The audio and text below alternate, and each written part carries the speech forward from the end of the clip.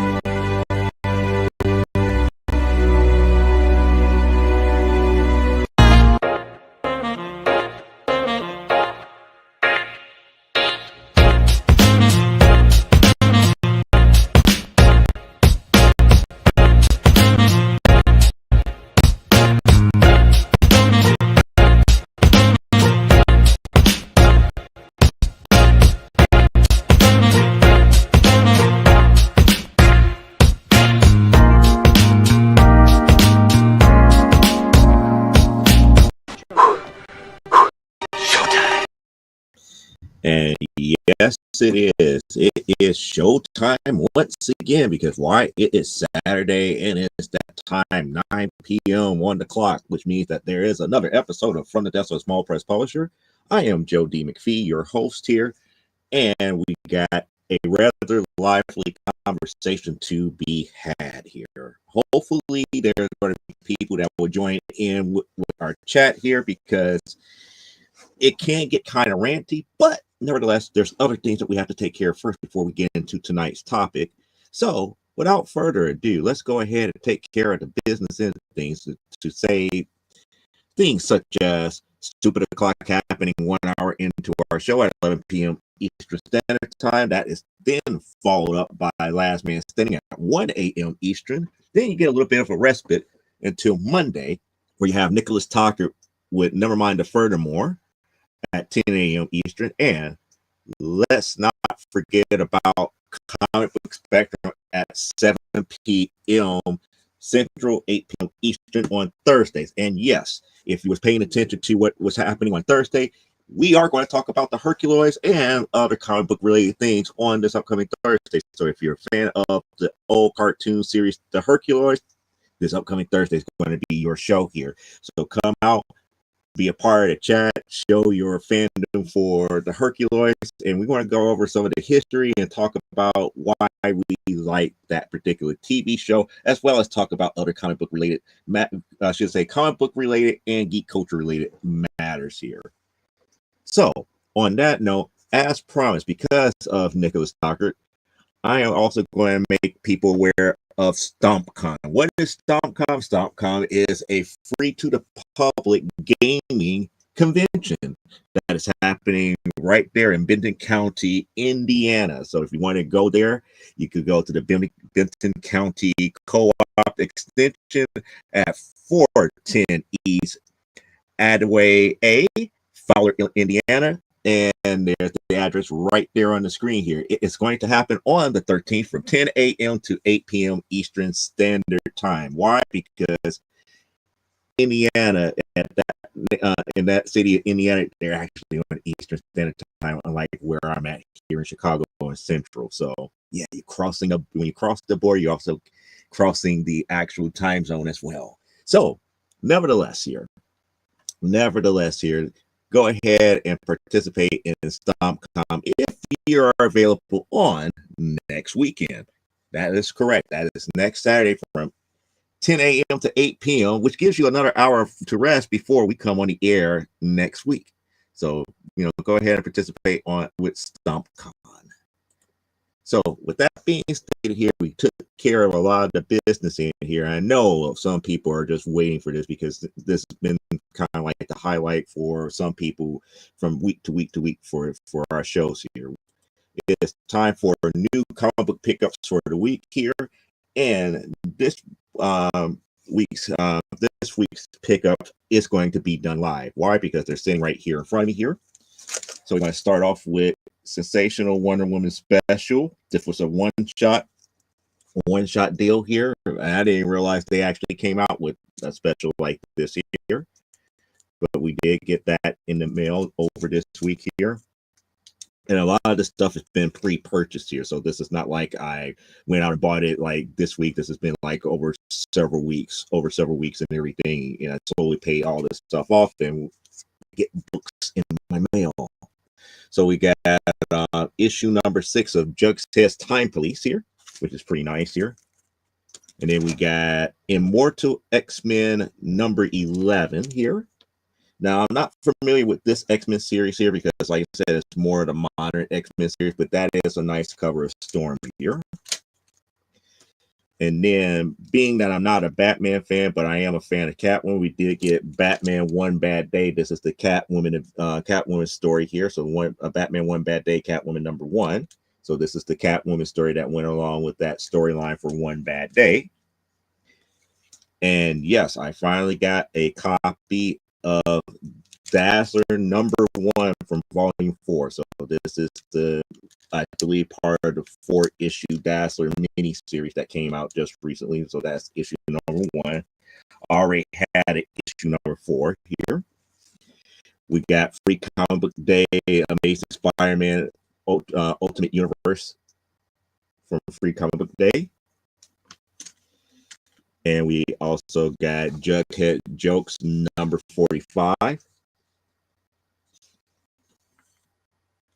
And then we got Jughead. This one is definitely a reader beater, as we call it in collecting circles here. You know, well loved, well read. But this is Jughead number 276 here.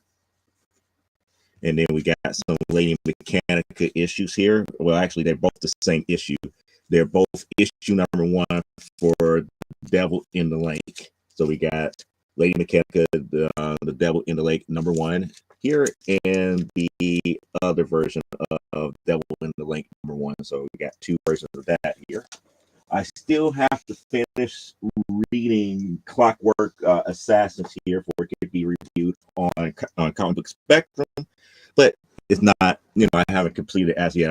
I got through like the first 2 issues here. I haven't read the 3rd one, and I just want to make certain that I have a clear understanding before I could really do a good job on the review here. We also have Little Red Ronin, the sketch cover here, the blank exclusive blank cover here. I'm not familiar with this series here, but I don't know. I don't know why it's in the pile for my blanks that I got here. We got another blank Wonder Woman 750. And we got Adventure Time. Come, graduate fans. We're going to journey to distant lands. Yes, so yeah, I have one where I could either draw Jake the dog and Finn the human, or Fiona the human and Cake the cat, one or the other. So we got that here. And then I got a couple of copies of the recent Birds of Prey. We got 2 blank sketch covers for that version of Birds of Prey here. So that means I could do things such as ones that might be interested in doing from the recent Birds of Prey series. I could do another Big Barda, or I could do a Grace Choi, or I could do who was the other one? I could do a Zealot. So it gives me options. That one gives me options here. And we got 2 more Wonder Woman blank covers. And this is from the Perez era Wonder Woman, so that's good to have here. And then we got another Dazzler 1 blank cover. I know I have another one somewhere around here, but I haven't done much of anything here. I haven't done much of anything on blank covers here, and I was about to get ready to start a Wonder Woman blank cover here not too long ago. Now this one, I'm not certain what I'm going to do with it. Why? Because this is Batman Adventures issue 12. They did a blank cover version of issue 12. And for those who don't know, issue 12 is the first Harley Quinn in comic book form. And it came in a form of Batman Adventures here. The thing about it is that the original Batman Adventures number 12 to me is way overpriced for what it is. only because of speculation and the print run of that one particular issue here.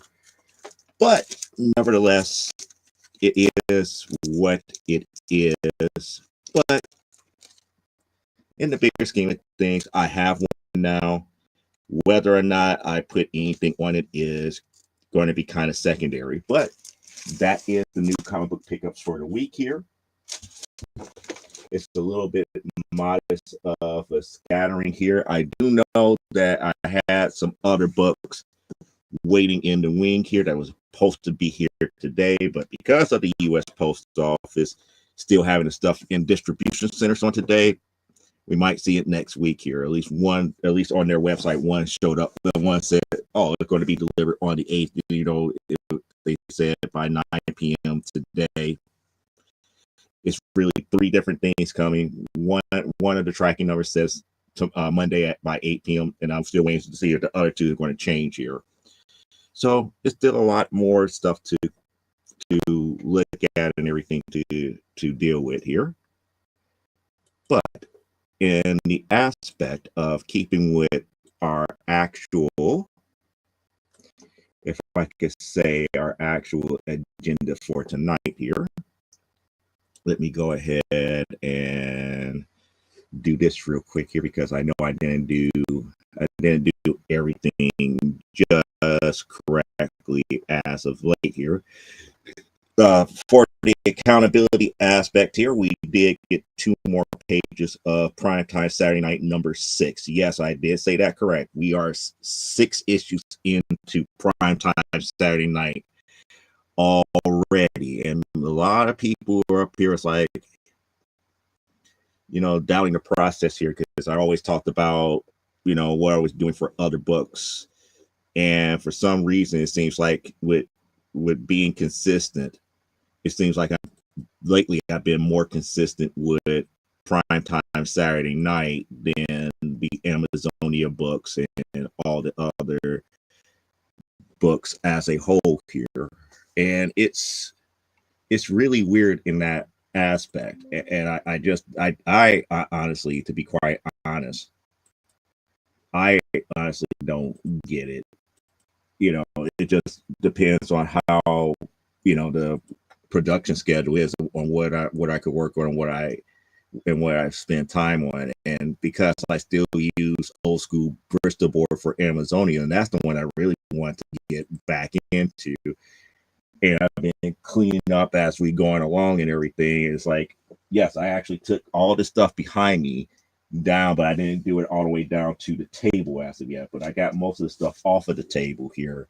But one thing that I do know is that once I take it down, I have to put it back up because I just can't leave it down for when we do shows on Thursdays and Saturdays. So that does play a factor, and it's just, you know, it's kind of sad, but also in the same aspect here, you know, it would be a little bit better, just a tad bit better if I actually had, you know, an actual drafting desk where I could just have the stuff there instead of the one table behind me that I use for a makeshift drafting / drawing desk here. But that table also serves as the display table for when I do whatnot shows and all this other stuff. So it's a multi-purpose table. And because it's a multi-purpose table, it kind of makes things a little bit, if I could say, a little bit more inconvenient when you really want to put your best foot forward. Okay, so now since I have this up here, we could talk about the accountability stuff before we get into our main topic for the evening. And that is share the screen already. There we go. Yeah, we already got, I think, I'm not certain if we showed the full page 4 here, but that's the layout of page 4 as of right now, where we have Bootsy actually coming to the ring and everything here. And then we got the 3 panels for the first match of the issue here, which is going to be Bootsy versus Night Strike. So this is the actual page 5, but we don't have it in its actual page format. Page 5 is going to be a 3-panel page as a whole here, but that's pretty much what was done up to this point. And now, once we get past this panel, it's about to be fight time. So we're going to actually be illustrating the actual fight and everything within the next couple of pages here. And no, I'm not going to tell you guys who wins and who loses here, but it's going to be an interesting bout here. And as I showed you before, we already outlined the bout and everything, and I already know who's going to win, which bouts and everything to that magnitude. And like I said, we're getting ready for, I believe this one is probably going to be somewhere between 52 and 56 pages.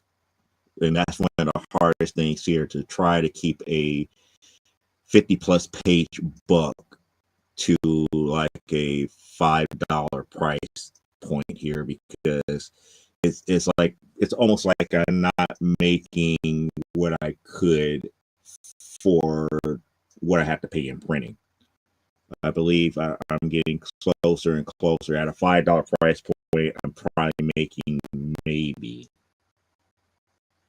anywhere between 10 cents to 5 cents a issue, hoping. And let me put myself on the big screen here.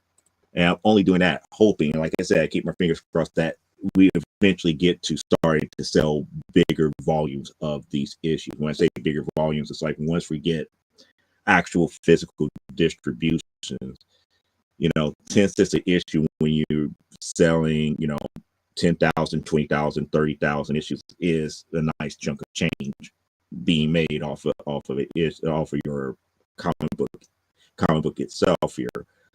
However, when you're at the level that I'm at here, where I don't have the physical distribution, I do have the digital aspect of it with Comixology and Global Comics, and trying my best to sell directly off of the website for the actual physical, that 10 to 15 cent price point that I'm making off of each issue really doesn't amount to much here. But like I said, I'm gearing things to future, when I do have the distribution where we could go back and be like, okay, Lunar sent us an order for 25,000-ish copies. 25,000 copies go out the door. 25,000 go out the door, and we're selling it, pretty much at a discounted premium. And we have to sell, at least maybe like 10 to 15 just to break even. Those are types of things that we got to look at in the bigger standpoint here. But that's getting you guys bored as far as the nuts and bolts and the numbers that goes into actual production and surviving as a business here. And that's not the topic for the evening here. But the reason why I showed you what I showed you is because we have to stay accountable. I still have to stay accountable to you guys out there who read our books here. So if I didn't do the accountability, you guys would be up here. It's like, oh yeah, I'm blowing smoke up your ass because I'm not showing you what's going on. I'm not being completely honest as far as being working on all these different books. And like I said, it's hard working on 4 different titles at one time. It's a lot of balancing of time, and that's including things like having a 9-to-5 job, taking care of things around where I live at, having relationships and stuff to that magnitude. There's a lot of stuff that goes into making the time and doing the work and having some type of balance. But like I said, that's a discussion for another time here. And also, I was trying to kind of stall before we go into our topic for the evening here, because I wanted to make certain that we got people in our chat that says hello and all this other stuff. And I know we got people watching, but it doesn't seem like we got anybody active on the chat. So we're going to go ahead and, forge forward regardless. So as we said for our topic for the evening here, is being a collector being ruined by influencers? I guess you guys want to know where in the world I would come up with a topic like that, and why I would come up with a topic like that. You want to know how I came to that question? I'm going to blame fellow YouTubers and fellow people who are on interwebs on the tick and the talk and the U and the tubes and then on the Facebooks and all this other stuff.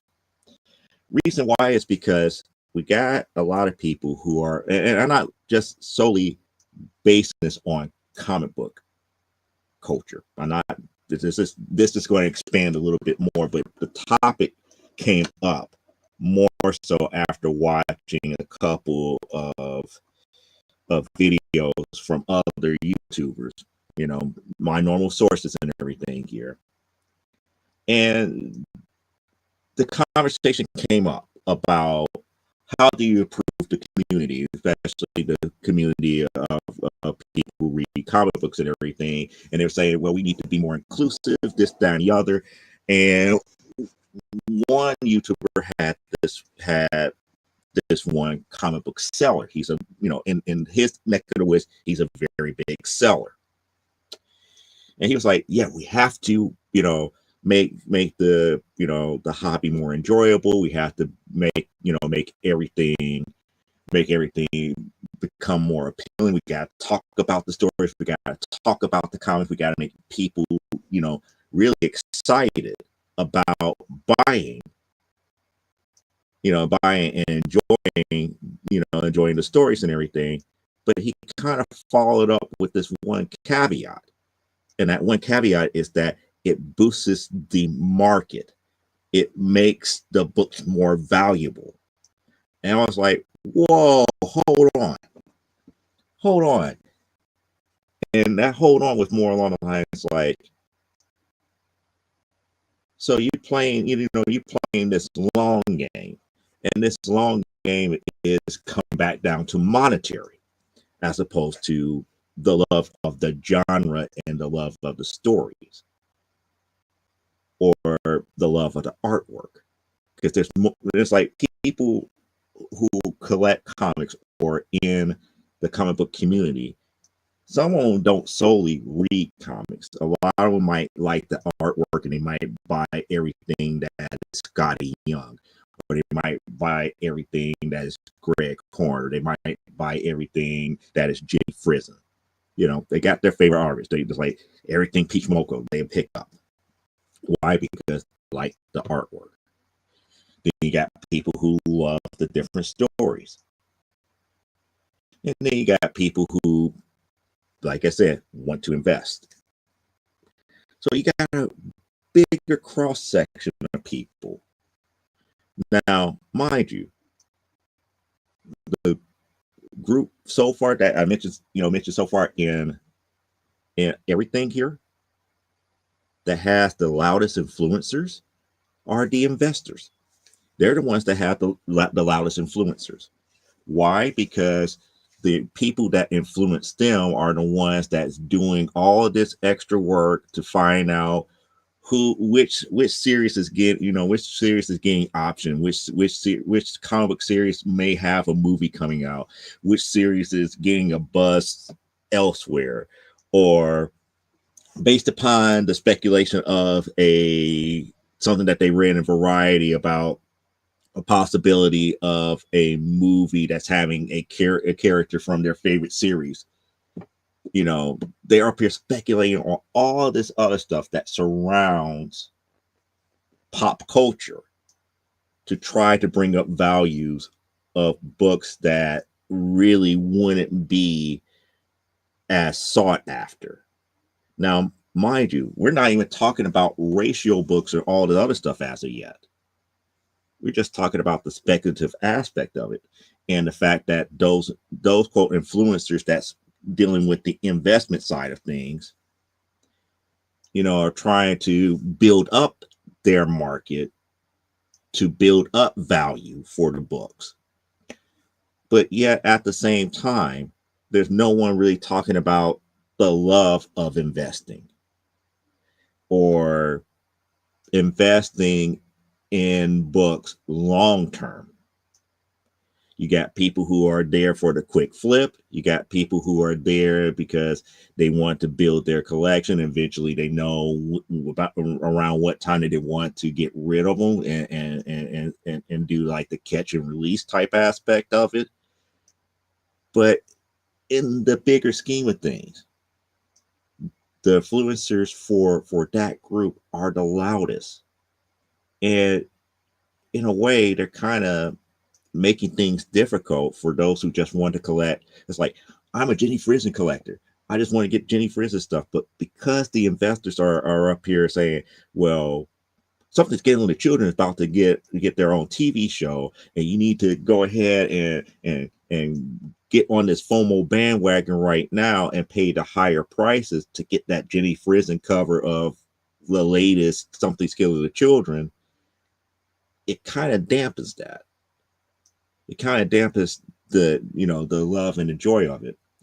Or let's say if somebody who really loves reading Something's Killing the Children, that said influencer is changing that narrative for them to what I'm reading is fun, but it's very valuable.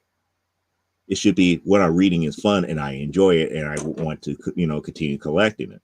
That to me is the better answer for the building of community.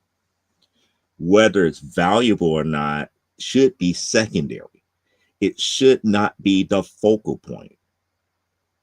And that's the reason why the topic came up. And then when I thought about it more, it's like, no, this is across the board for collecting as a whole. This is just not limited to comics. It's limited. It's not even limited to anything that is considered a collectible, whether it be toys, whether it be video games, whether it be magazines, whether it be books, whether it be keychains, whether it be stuffed animals. There's a group of people that's always out there that takes the investment aspect of it, and the loudest people that's in that investment side of it are influenced, are seemingly being more of an influencer to everybody else who just collect because they just like what it is. I mean, when you truly think about it, it's like everything has like a cycle. Because I remember one time, and this was like back towards like the late 2000s, mid 2010s to the mid 2010s. There was a second coming of Jim and the Holograms. Not just for, the comic book related type stuff. I'm talking about toy lines. They were re-releasing the Jim and the Hologram toys. It was a big push. There was all these different societies popping up out of nowhere because the fandom from the 1980s cartoon series saw a revival by those who were in their, early to mid 30s. It died down, yes, but there was a resurgence. And that resurgence was based upon why we liked the cartoon show. It wasn't because of any movie or anything to that magnitude. Now, during that initial surge, those who wanted to invest in Jim and the Holograms got into the ears of Hollywood, and all of a sudden there's talks of a movie and everything, and then it skyrocketed to another plateau.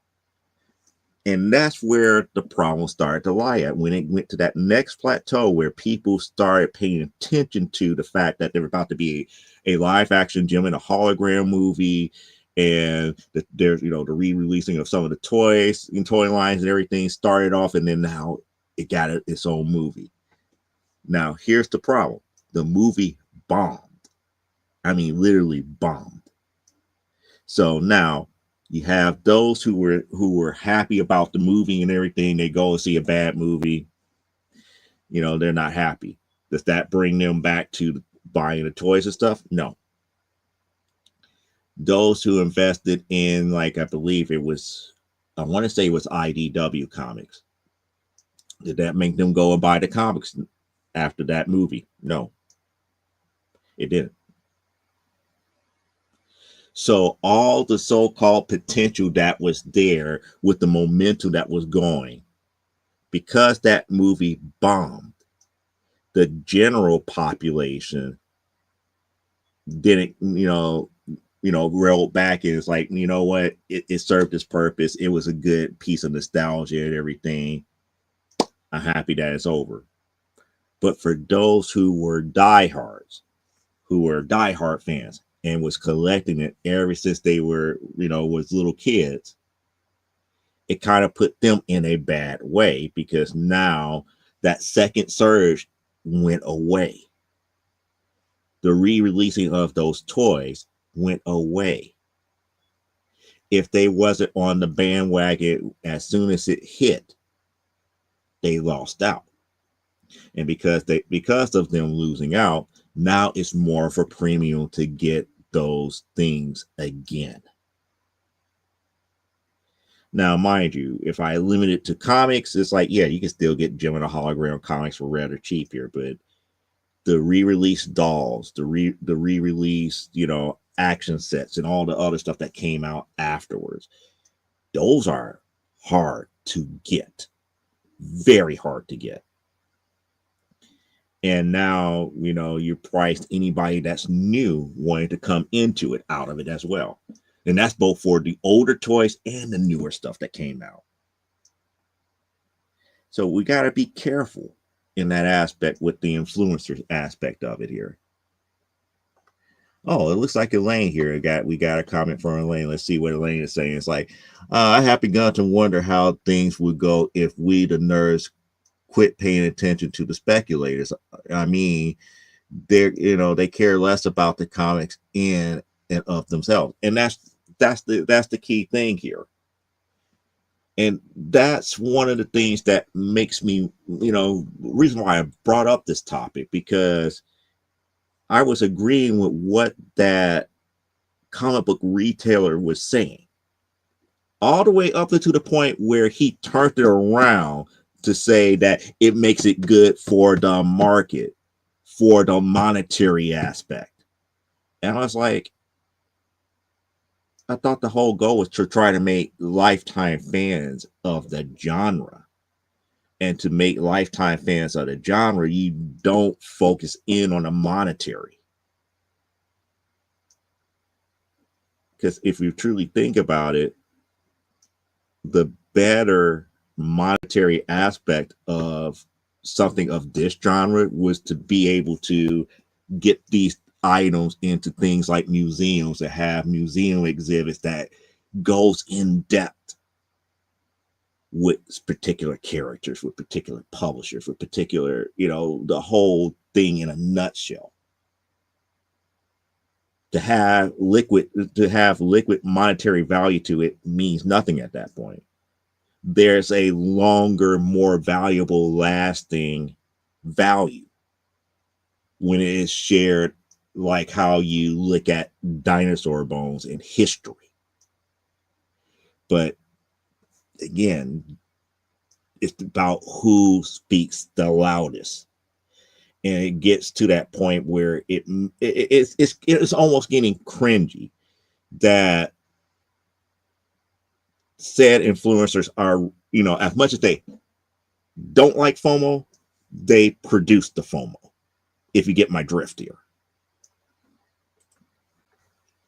Yeah, and the minute they start losing money, they're going to bail. Exactly.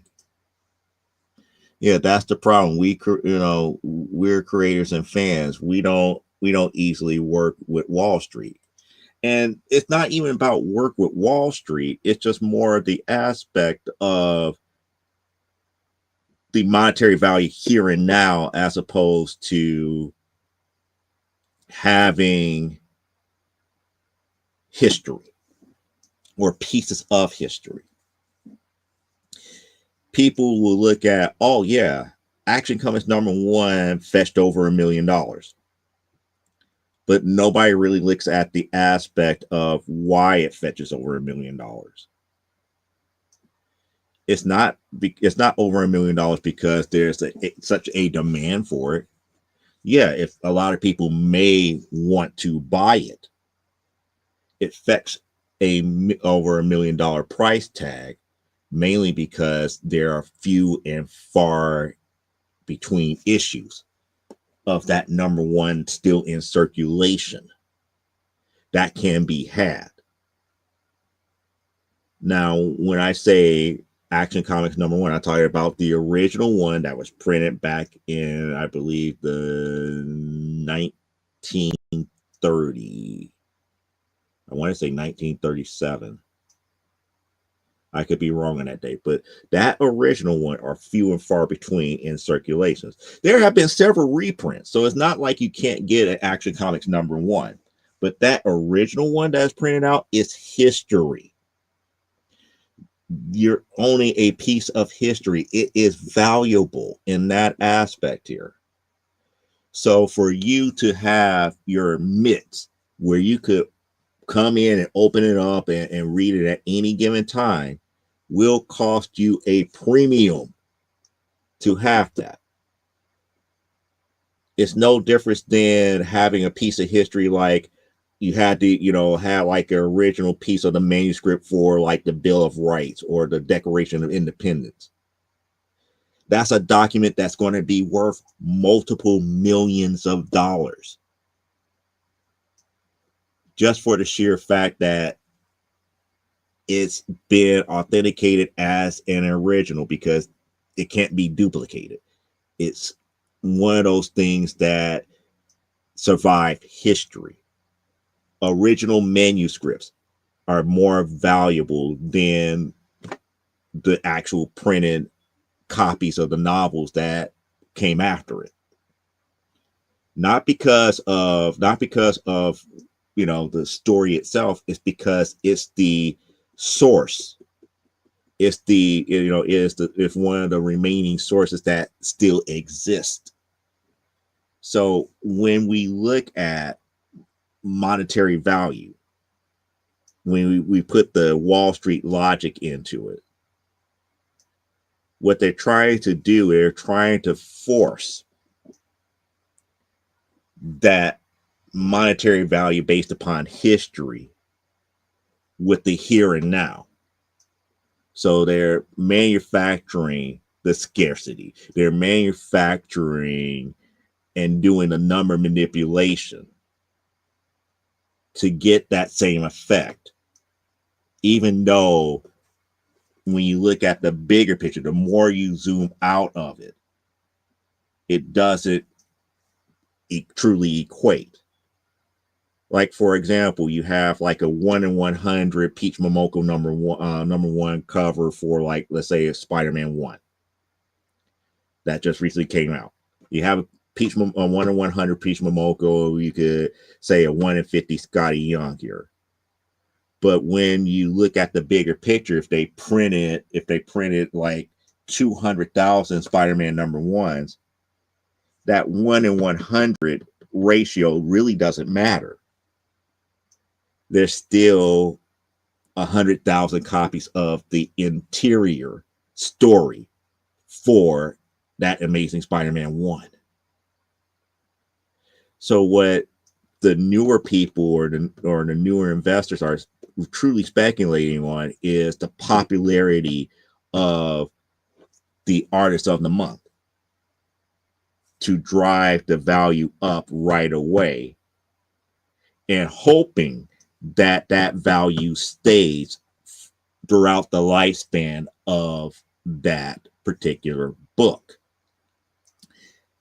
It's one of the reasons why notice that a lot of books tank right away. And when I say tank, I talk about books that, back in 2020 that was fetching, 4 or 5 digits are now plummeting back down to, a couple of $100 because it was overinflated. People were thinking that these books were rare enough to have a long enough lifespan to maintain that value. And then you have those that were doing quick flipping to hope that, I'm going to get this book, possibly get it graded, and then flip possibly a 98, 96, 94 for maximum value. And now you're playing the bubble game. Do I get it at the very top of the bubble before the bubble burst on it?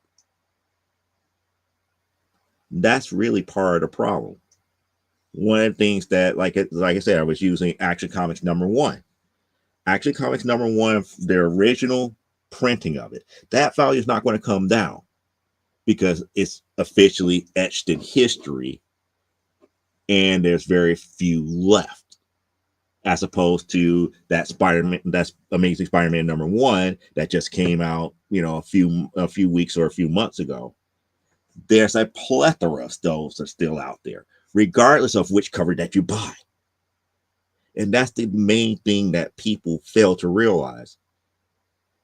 They're playing this game with you to say that the variant cover matters, when technically it doesn't, unless the collecting demand make it matter.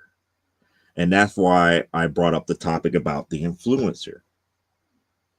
Because when I look at other YouTubers that brings on comic book retailers, such as this individual, if he's pushing get the Peach Momoko cover over cover A,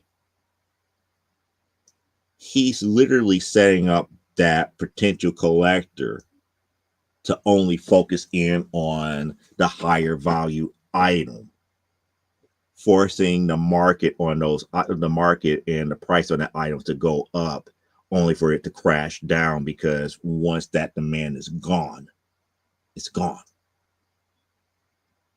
It's just, it is what it is here. And I see your questions here. I see your comments. I'm going to get to them here. Yeah, the influencers are attempting to drive the market by generating drama. Unfortunately, DC and Marvel are invested in that crap. That is true. That's today's marketing as a whole here. They look at what do people truly want, or what we suspect what they want, instead of we need to tell better stories, or we see that people love this story. Maybe we need to keep this creative team together to see what next thing that they have on their mind to create. Those days are gone. They're more worried about hitting certain check boxes for certain demographics based upon, do we have this type of character that they like? Do they have that type of character that they like? Are we being faceted and multicultural? They're not really looking at the bigger picture of telling the best story that they can. And that's where they lose a lot of things here. It's like, when they realize that they're losing the core audience, they will rethink their strategy. However, it's maybe too late for them. No. Sadly enough, that ship has sailed. This is one of the reasons why, as much as I get teased and ragged on about this, I always talked about the fact that there's no true editors at Marvel and DC and some of these other places, because nobody really cares about the stories anymore. Everybody's worried about marketing their stuff as a collectible. When you make that change from telling good stories to making it a collectible, the contents of what you make changes. It doesn't matter how good the Spider-Man story is, or the Batman story is, or the Wonder Woman story, or the Green Lantern, or the Gen 13, or whatever. Add whatever character or group you want. It doesn't matter how good the story is. What they're more worried about is, how collectible is it? What is that thing that going to make people go like, ooh, I have to have that one, as opposed to the cover A? Do we have to make it glow in the dark? Okay, we make glow in dark ones, and we want to market the heck out of the glow in dark one because it's more collectible than that cover A. And we don't really care about the story because we're marketing the fact that it glows in the dark. Or we're marketing the fact that, oh, it's Jim Lee doing this cover, and he did this cover with his left hand and not his right hand. So we're going to get the specialized Jim Lee left hand cover. He drew with his left hand. They're going for the collectability aspect of it. They're marketing the collectability. So the content is like concentrating on their core audience. It's like if they was concentrating on the people who actually read, then they would have a problem keeping talent, because now they would have to evaluate their talent.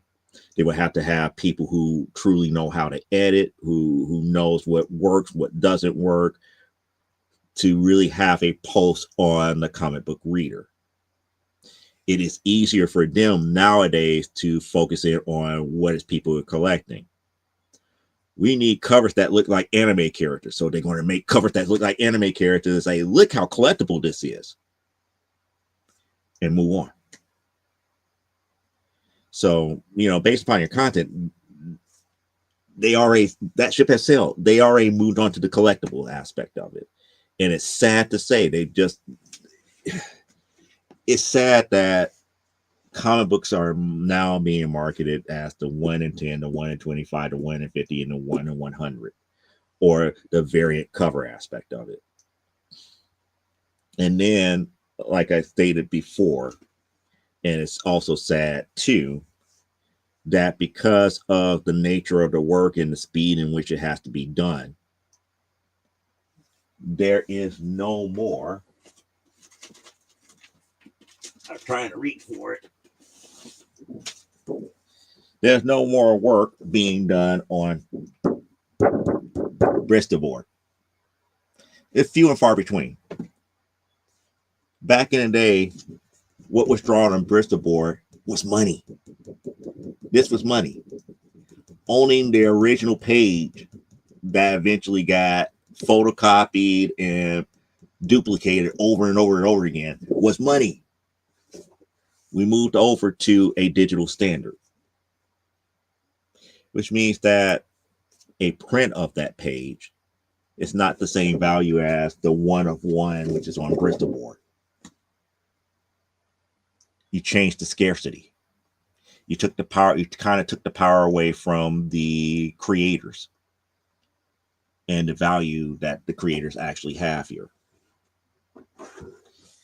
Therefore, you have to market on things such as collectability.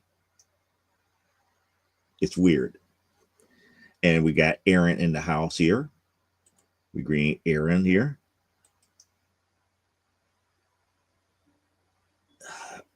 Probably so. And it's like, I'm not certain where you're going with the whole comparison to Mark Spears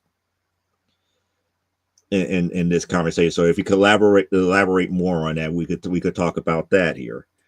But my major concern here is just collecting as a whole. It just seems like we got a newer generation of influencers who are solely looking at monetary value as opposed to why we love what we love.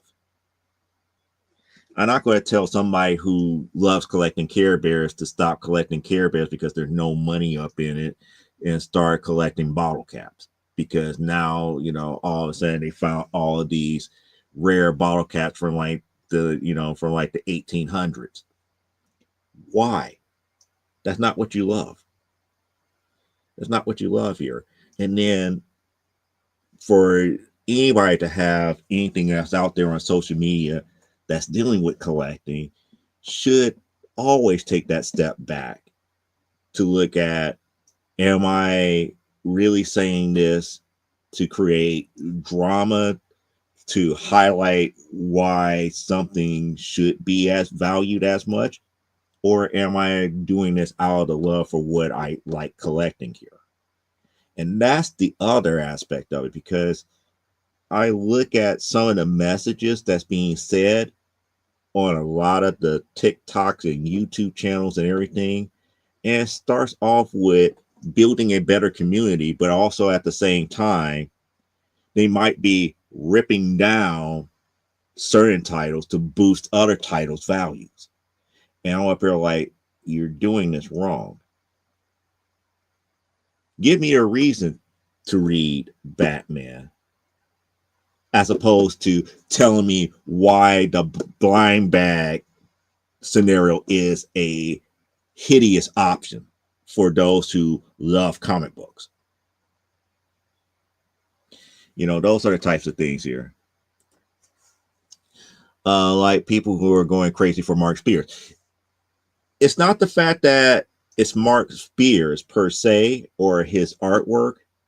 It's the people who are saying you gotta buy Mark Spears because it went up in value by 250%. You could get your money back if you could go ahead and grab like a 9.8 and then turn around and flip it on eBay for double the profit. Those are the people that I have a problem with because they're not truly helping the collecting community as a whole here.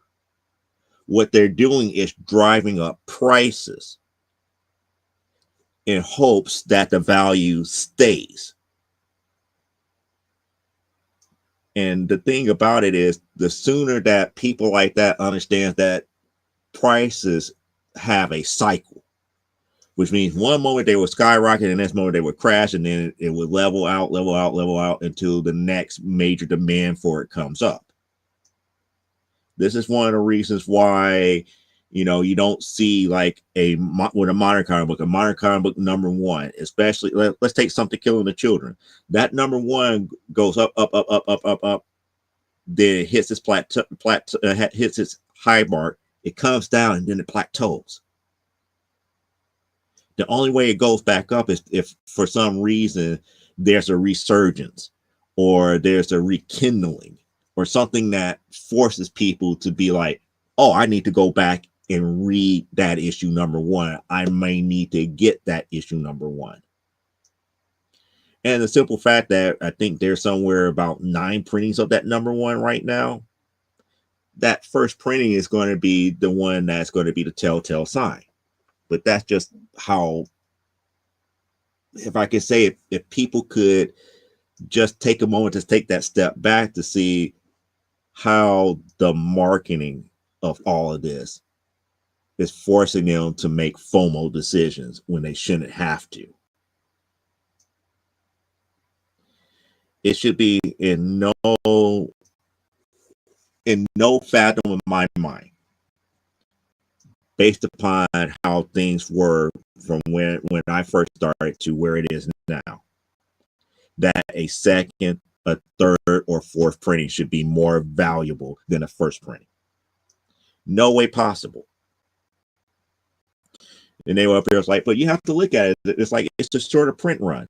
Yeah, it's a shorter print run because they're reprinted because of overflow, because of a spike in demand. A true collector would still try to go off to that first printing. They want to read what the contents is in that issue, so they would get that second printing or that third printing. And in my case, with Something Killing the Children, I got the 8th printing of it. I read it, and I still wasn't all that thrilled with what was going on. And that's how I learned that this series was not my cup of tea, because when I was introduced to Something Killing the Children, I was introduced with issue 16. And then I ended up getting like 18. And then lo and behold, one day somebody did a claim sale and they had the actual, issue number one, but it was the 8th printing and it was relatively cheap. Let me go ahead and grab that. So now, since I had the beginning of the story now, I read it as like, yeah, this really didn't help me like where things are at right now. It's like, it's just not my cup of tea. But I would be the first person to say, since it's not my cup of tea, I'm not going to try to influence other people to not read it. Enjoy it. Like I said, I'm not a big horror fan. Let's see. However, I had read the first couple of issues of Monsters, and they're actually really good. And that's the real reason to really, if I could say, buy the issue. If you like the contents inside of it, continue buying it. You shouldn't have to have somebody come back and tell you, oh, this Monsters book is going to skyrocket because there's a high demand for it. It's like, there's a high demand for it because there's a lot of people who like horror. Tell people why they should buy the Mark Spears stuff. What is in its content that makes it valuable? Don't just tell me, oh, it's Mark Spears and a lot of people are flocking to it. What's in it? Turn me on to it. Don't turn me off to it. It's what people should be saying nowadays, more so than anything else. And then on top of that, dealing with the younger generation. When I say the younger generation, I talk about people who are younger than 21. I would even go as far as in the age range of 8 to maybe like 15. They probably have no idea who Mark Spears is. They probably won't care about the Universal Monsters. They have no clue about it. Because what is in their wheelhouse right now? Manga, anime, and everything else from like the newer music and everything to that magnitude.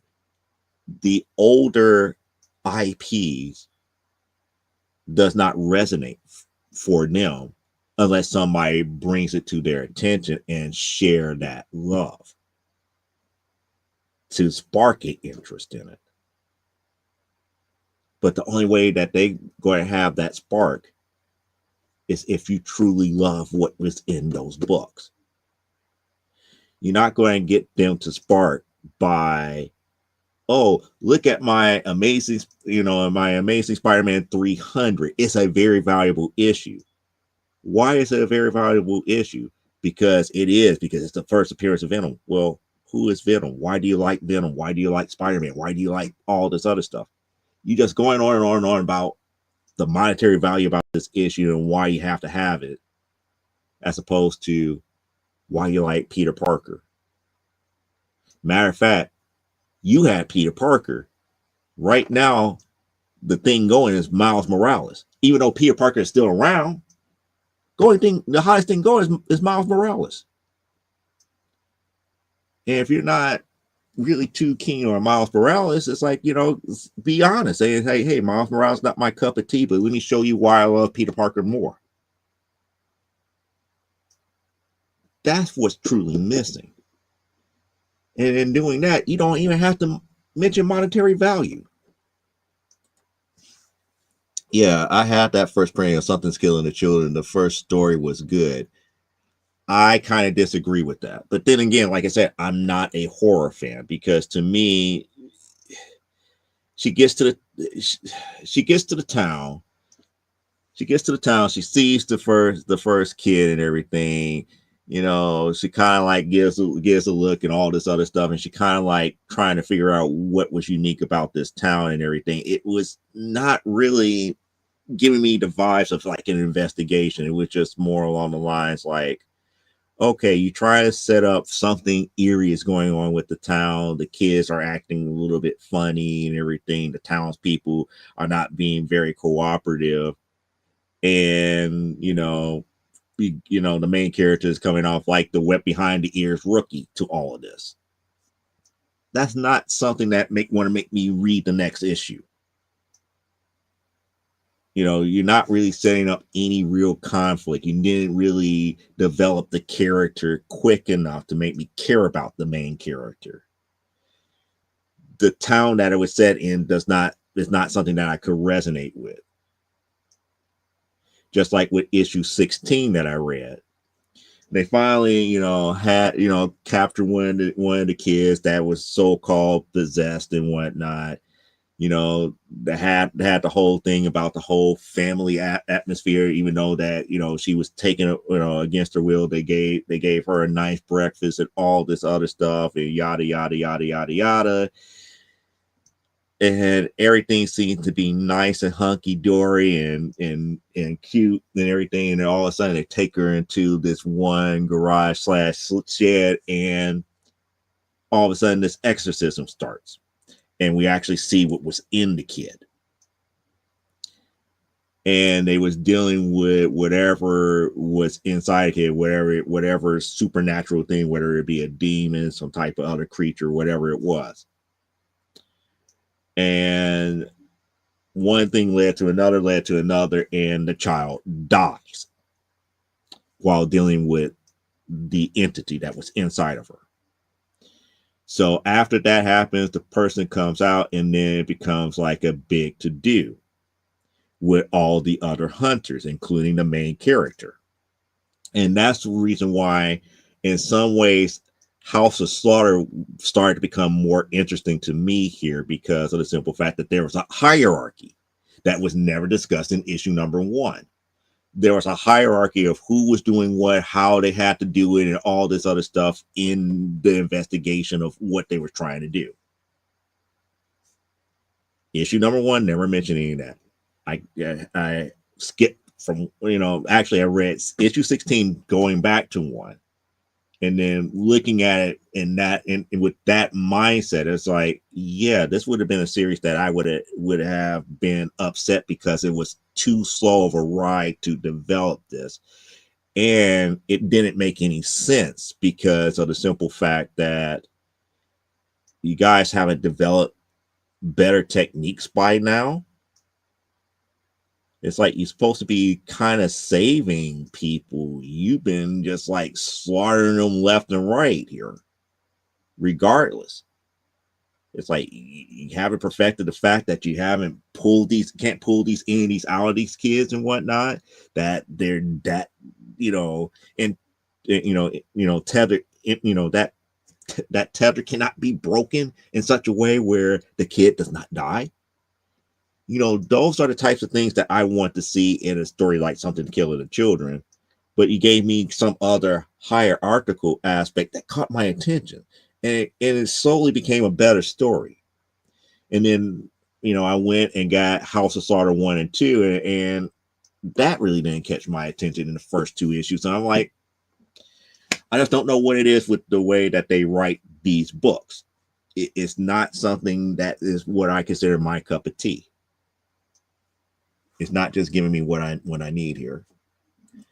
And Aaron is now saying it's like, yeah, Mark Spears takes a lot of the public domain characters like Van Helsing and Dracula, but the story is suspenseful, but yet something to the imagination. The art is absolutely beautiful and everything.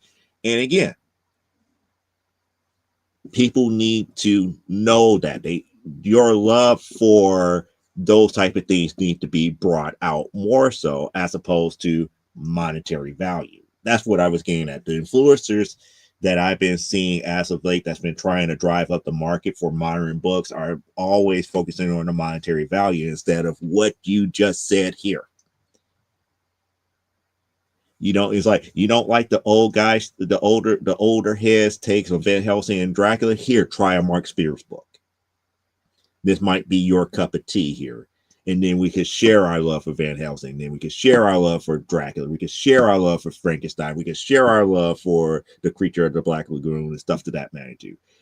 But when you're only focusing on, don't lose out because these books are not going to stay at cover price right now. And it's like, matter of fact, the graded 9.8 is going for like $300 right now. But the book just came out 2 weeks ago. How is it $300? Oh, I know why. Because you're playing on people's FOMO. And because people who have the extra discretionary money, who can't take a hint and actually wait to see really what's really what, they go in there blindly, spend the money, and then eventually they're going to have a regret, because once that issue starts, the value starts to tank, that $300 investment 6 months or a year now plummets down to maybe like a $25-$30 book. It's not going to be into like, even saying this, it kind of sours my stomach, but it also is reality. Even 20-30 years from now, it does not necessarily mean that that book will get back to the $300 mark. It really depends on how those who love what Mark Spears do present Mark Spears' work. Tell people why you love it. Don't worry about the monetary value. That's the only way that that book is going to skyrocket up, because you have to create people who may be interested in reading it. And created in such a way where they want to go out and buy it for themselves or want to own it for themselves where they can read it over and over and over again. Not create people who are solely going after that because the value of it is high right now and you could flip it and try to make your money back. That's the wrong thing. You know, it's not, comics is not a commodity like stock. The only, and if you're going to treat it like stock, and this is the one thing that people, I wish people would understand. If you're going to treat it like stock, you're going to have to treat it like a long-term growth fund. Meaning that you invest low now with little risk. And you have to go on that ride, that roller coaster ride, to hope that it goes up. It may come back down, but it's going to, you know, ride that roller coaster to where you could get to that highest peak and then plateau out. But if you're up here doing the 2 weeks, 4 weeks, 1 month, 6 months, 1 year, good luck with that. Comics normally don't do well, and you will lose your shirt. And I said that before. Yeah, and yeah, Jessica, you know, Jessica Slaughter is Erica Slaughter. Yeah, Eric. Why? Oh, I'm thinking about the other one, Jessica, that came later. But Erica is a memorable character because of the way that they portrayed her since issue number 1. She was kind of mysterious. She was a little bit no nonsense, but she was not 100% there. If you get my drift, because she understood what was at risk. But Tinian writing is not.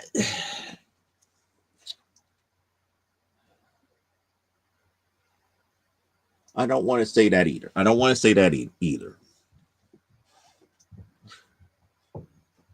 Because I could say the same thing about Matt Fraction. Tinian and Fraction, to me, it is way too wordy for comics. And the reason why I say they're a little bit too wordy for comics is not that they can't write a good comic book, but comics is one of those genres where you have to understand when to show something and when to tell about something, when to show it and get the better effect than to have people talking about it and have less effect. With Tinian and Something Killing the Children, he's doing great when it comes to all of the exorcism type scenes and showing what's really going on and all the different creatures and stuff that they have to deal with. He's also doing a great job dealing with the hierarchy with the houses. But from telling a story from issue to issue, he has a problem with it because there's no balance. There's no balance because he'd rather show you the creatures and everything and how they're dealing with it, as opposed to showing us why they're going through a certain method and just not using words to tell us. That hierarchy struggle within the House of Slaughter is better told by being shown than being talked about. Give us that double whammy in sight. The same thing with and you know I have read a lot of Matt Fractions type stuff, but one of the books that I was really sold on to actually start reading, and you know, me being one for like detective thrillers and stuff to that magnitude, I started reading Satellite Sam and I had to sit it down because Matt Fraction would go so far as like, okay, you set up X, Y, and Z and this, that, and the other, and everything's flowing and everything, dealing with the behind the scenes of why, you know, the television station, you know, what the television station going to do because they lost their main star for their biggest TV series that they had at the time and whatnot. and then you go through all this, all the stuff that, it's like kind of make you wonder, was like, well, what's going to happen next? And then you get into this boardroom scene where everybody was just talking, and some of the stuff that they was talking about could have been better dealt with if they if he would have cut down on the dialogue and show there's a major difference. A lot of the dialogue, that dialogue would have made a better story if it could have been shown, whether it be via flashback or via some other means with the scenes and everything. But these long, soliloquy type dialogues in a meeting setting takes away from the book. And that happens with certain aspects of that story amongst certain characters. And then the other thing is that some of the things that were talked about could have been better dealt with if they would have done thought bubbles again. Bring back thought bubbles. Give us character motivation through a thought bubble. That would help. But it kind of is what it is here. Aaron's saying, yeah, I agree. Comics are not stock and not even into slabbing them, Joe. It's like if I know you are. No, I'm not. Again, people who think I'm into slabbing for the purpose of monetary value is wrong. I slab for more or less preservation. There's certain books that I feel more comfortable keeping them in a slab than in bags and boards, because in bags and boards you still have bending, shifting, and all this other stuff. Slabs cut down on that, and especially dealing with older books here. That's one of the reasons why I've been doing a lot of my older books, like the Lois Lane 106 recently, and the Wonder Woman 205, 206, the second and third Nubia. Those books I read are slab, but I'm not going to try to slab, I'm not going to rush and try to slab like, Amazing Spider-Man #1 that comes out this month or this year. That's something that I wouldn't slab right away, especially if I get to the point where I get like 2 or 3 of them. It's like, yeah, I could take my time to get that slab. But like X-Men 191. The only reason I pick on X-Men 191 because that was my very first comic book. X-Men 191. I would slap something like that to preserve it. That would be something that I would preserve. But I'm not saying that everybody has to get a slab, but I do it out of preservation here. I'm not one of those ones that say you have to get it slabbed. It's like, no. Slab the stuff that you really want to preserve. And to be quite honest, slabbing is not the best way to preserve books either.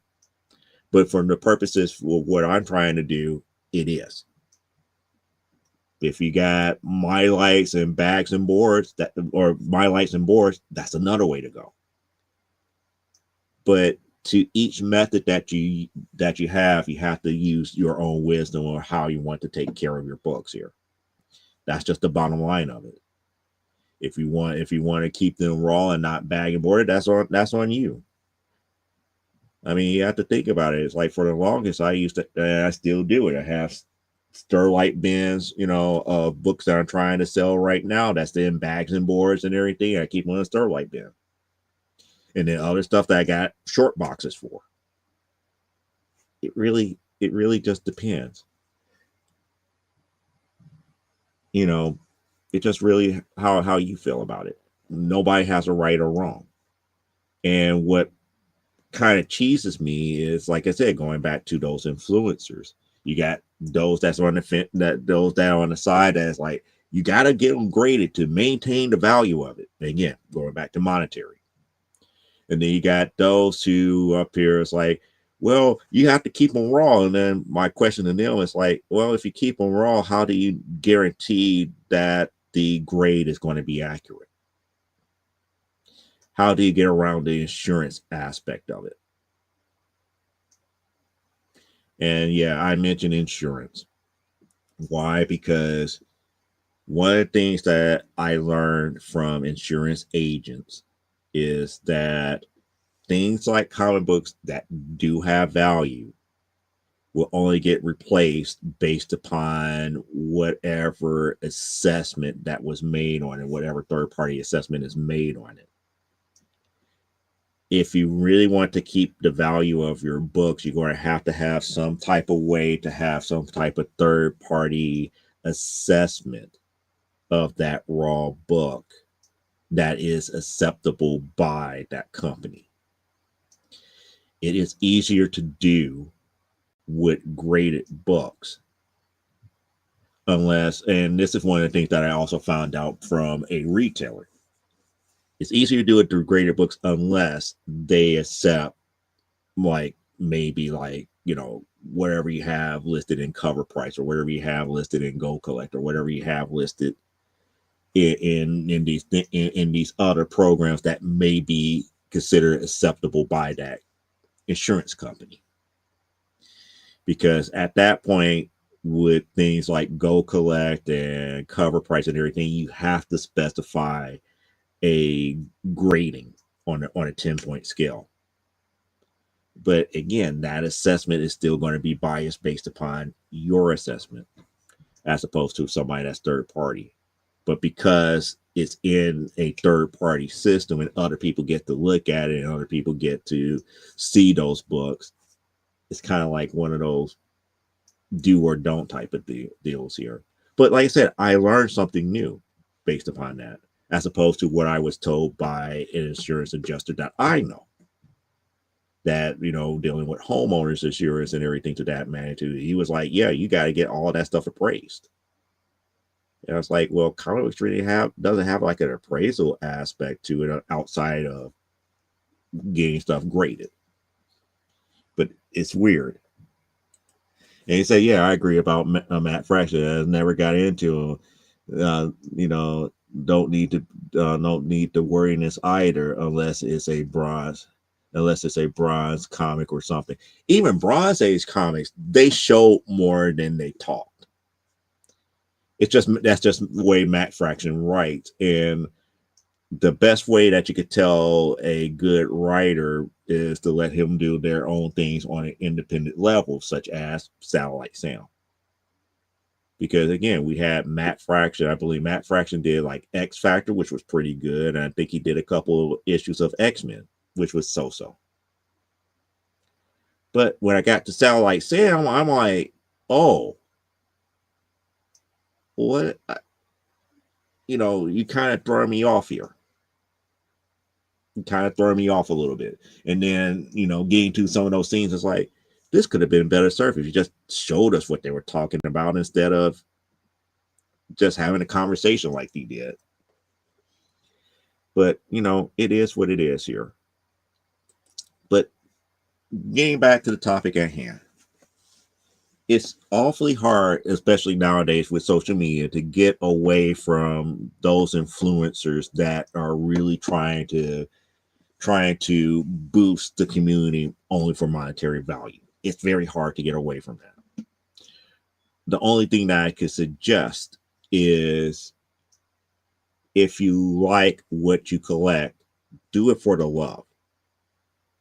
And if you do it for the love, it makes it easier for you to express to other people why you're into it and why you're seeking after it.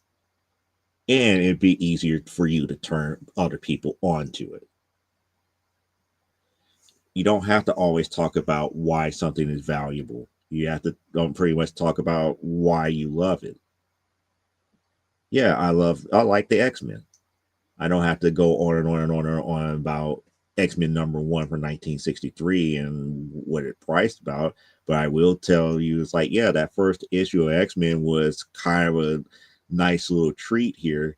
It wouldn't be the best issue to start off with the X-Men to understand what they are about. But it was a decent battle. It was a decent corny battle with Magneto. nevertheless, it was a decent, corny little battle, but it was something that kickstarted what we eventually got with Cochran by the time we got to Giant Size X-Men 1.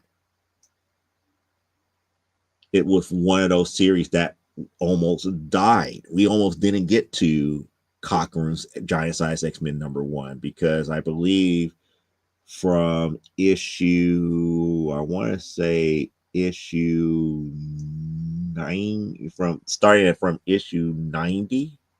So from like issue, I could be wrong about this. I want to say for like issues like 65 to like 89 were nothing but reprints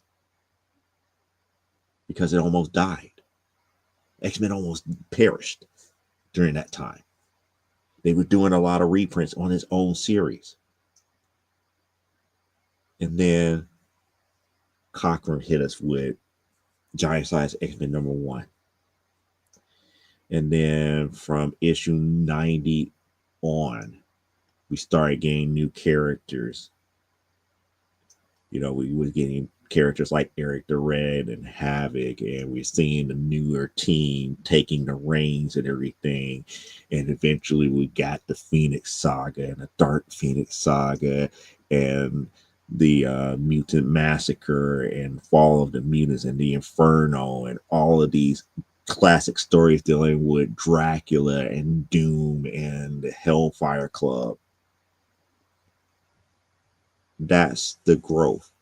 We could talk about those stories. We could, shows like here, this is, with my issue 191. This is the first time we get to see Nimrod as a whole here, because he disguised himself as a human, and then all of a sudden he dissipated and you saw his robot form. That's his so-called adapting Sentinel form for the very first time.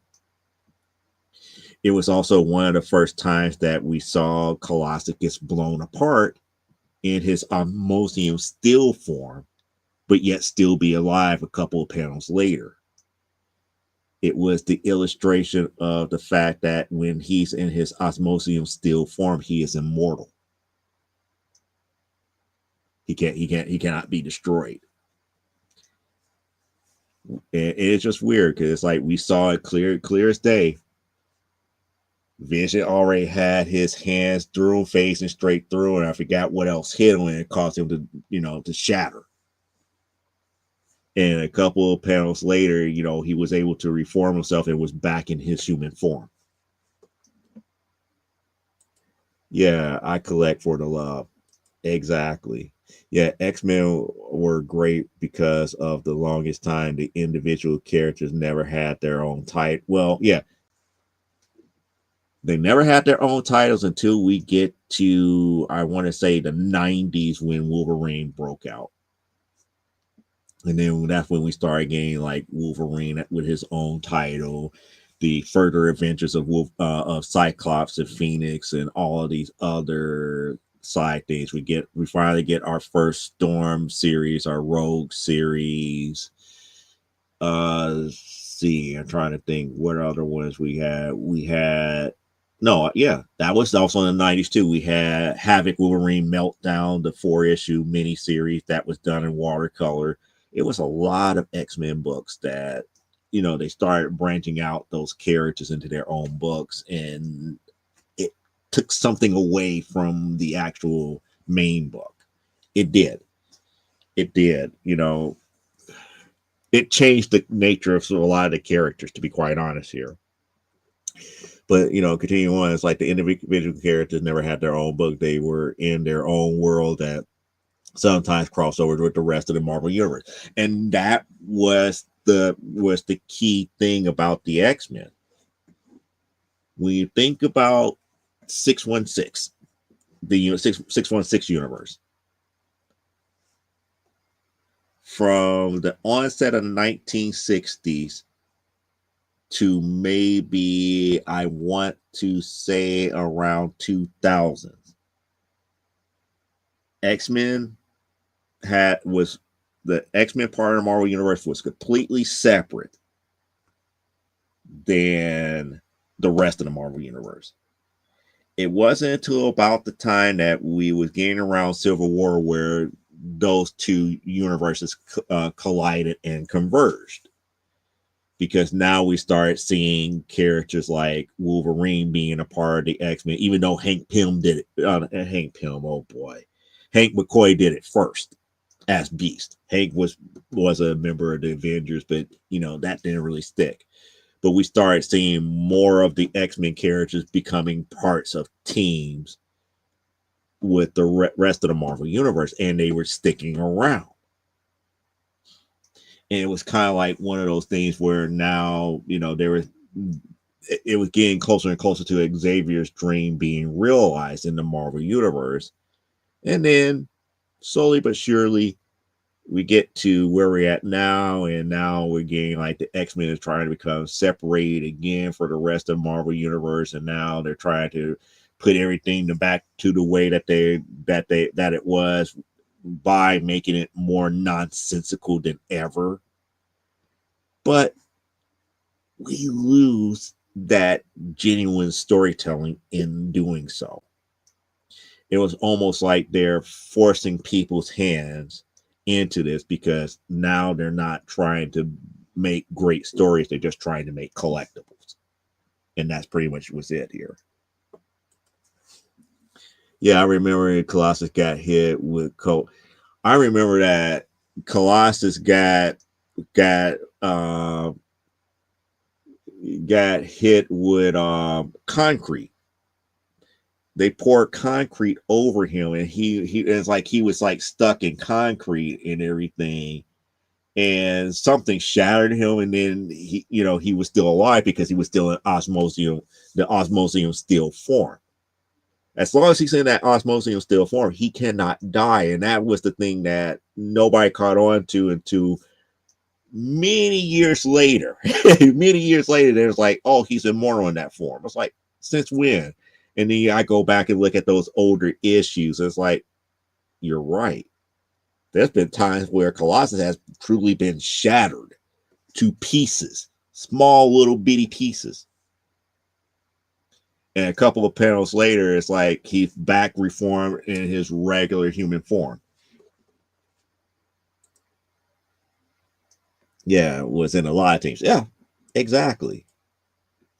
Yeah, Hickman's story would have been a great Elseworld for the X-Men.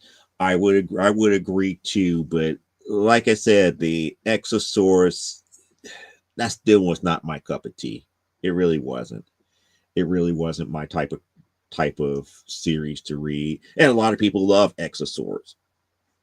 It's not my X-Men. And I say not my X-Men, not as a salty older reader of it. Is more along the lines, I take it more along the lines like the way that I felt about dang, why is his name uh, escapes me all of a sudden here.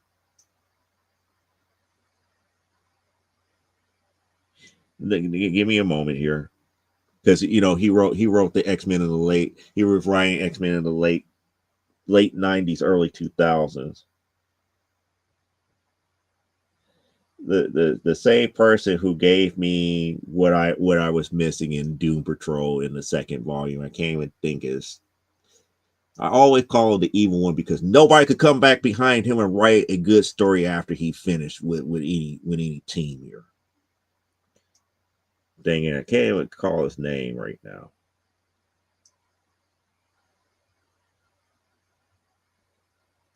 The guy that created Danny the Street, the Living Street and everything, and Flex Metallo in Doom Patrol.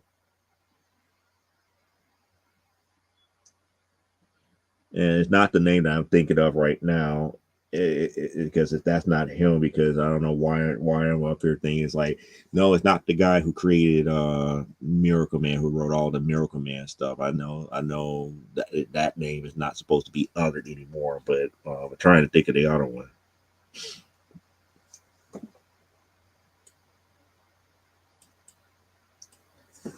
Yeah, fun backstory. Yeah, that I will give you that. Yeah, there it is, Grant Morrison.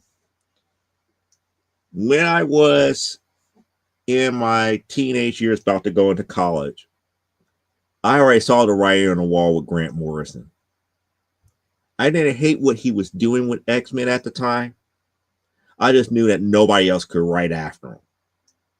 I knew right then and there when he created the secondary mutations, like, this is a problem. I want to like it, but I don't. I want to like it, but I don't. And the reason I say I want to like it because it was unique. It was something. It was great, but I didn't want to like it because no one else could have done that.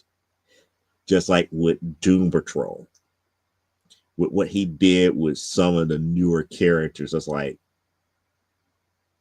I'm glad that the series kind of ended with him towards the tail end, but nobody could write Doom Patrol, at least that from like issues 25 to like the end, the way that him and his team did.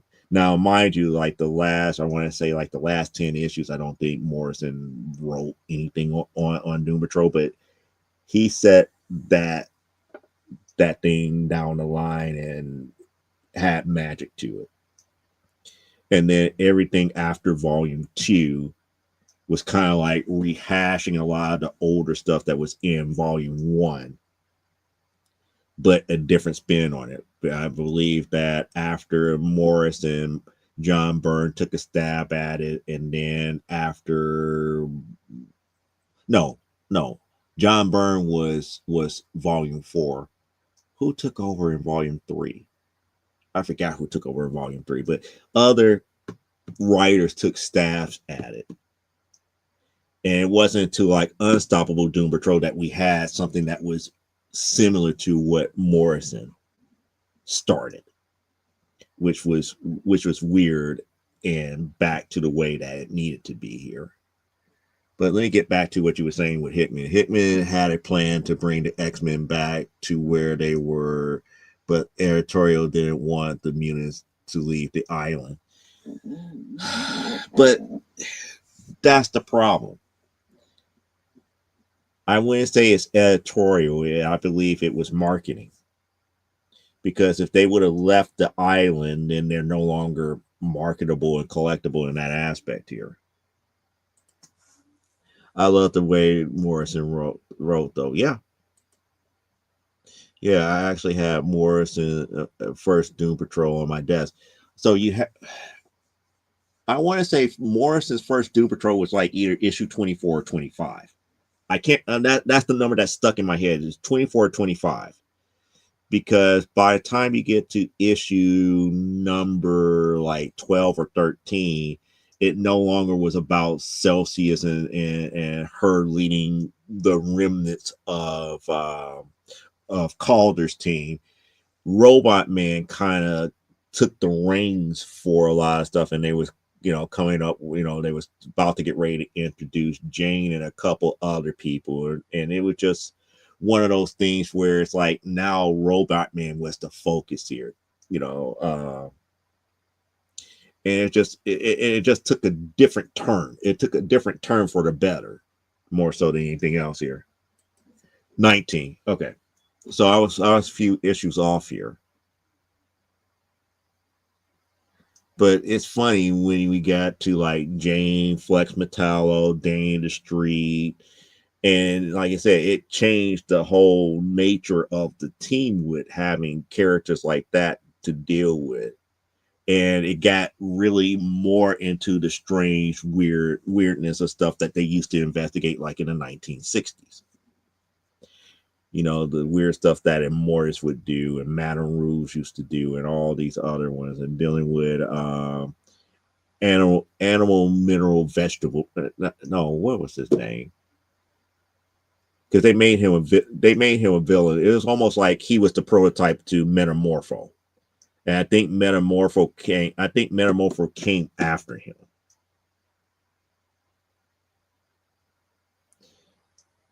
But this guy was like, animal, mineral, vegetable. It's like he had like a normal human head. It's like part of his part of him was like vegetation, the other one was like more animalistic. He had everything like that. Grant Morrison, it's like the first Grant Morrison I read was JLA as it was coming out. Was he on JLA from issue 1, or was he on JLA at issue 15 of that run? I remember this. I remember how JLA had a it was almost like they relaunched JLA at 15, at issue 15. And I believe that was when Morrison came in on JLA. I could be wrong on that too. I could also be wrong on that too, because I was like, for some reason I can't remember issue numbers very well here.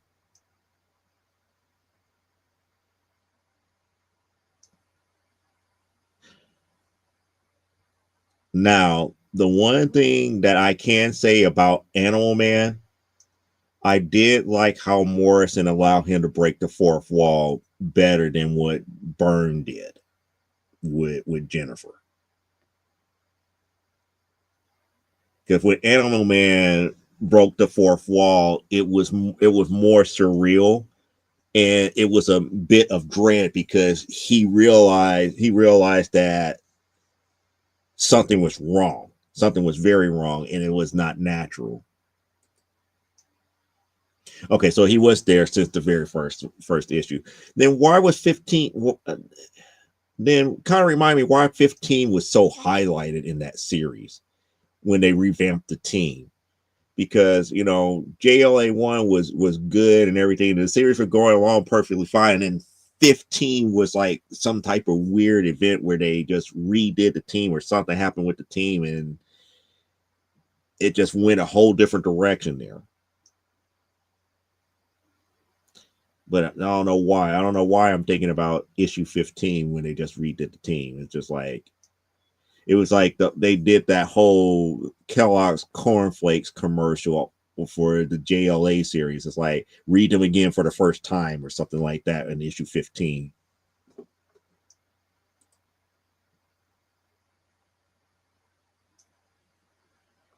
I see, now you're going to make me look up something. You're going to make me look that up here.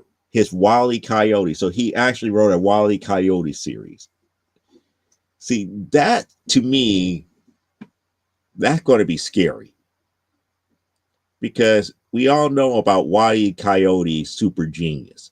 And if he does the Super Genius version of Wile E. Coyote, Morrison going to be doing some things with that writing.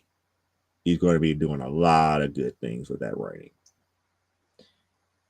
I'm not aware of that. I'm not aware of that series, so I might have to look that up and check that out here. No, oh no, not a series, a character in. Oh,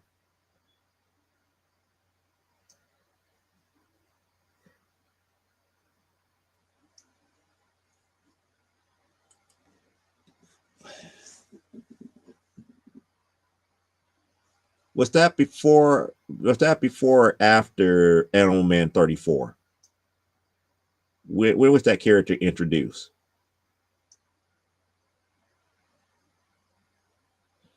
And again, Animal Man was also another character after Morrison wrote him. Nobody else could write him decently. Again, the man's legend holds true. Not everybody could come after him and write characters. It was before. Why am I blanking on him then? Why am I blanking on Willie Coyote?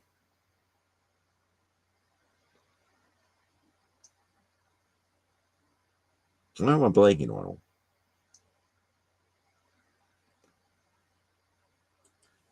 But anyway, that's the reason why I chose the topic that for tonight here, because the more I see other content creators doing exactly what I stated here, focusing on the monetary value, the more I see people getting led in the wrong direction or being led by FOMO. And I know there's a lot more of us who are on the YouTubes or on the TikTok. we would be the first one to say, don't give into FOMO and to find the love for the books here.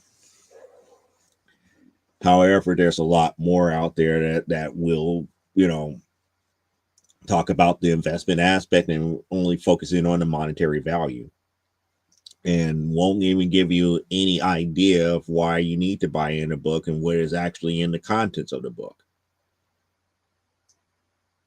Only thing you need to know is that, X-Men 180 and 181 is like the first appearance of Wolverine.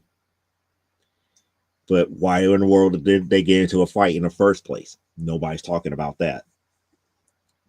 Everybody wants you to buy, amazing Spider-Man 300 because it was first Venom.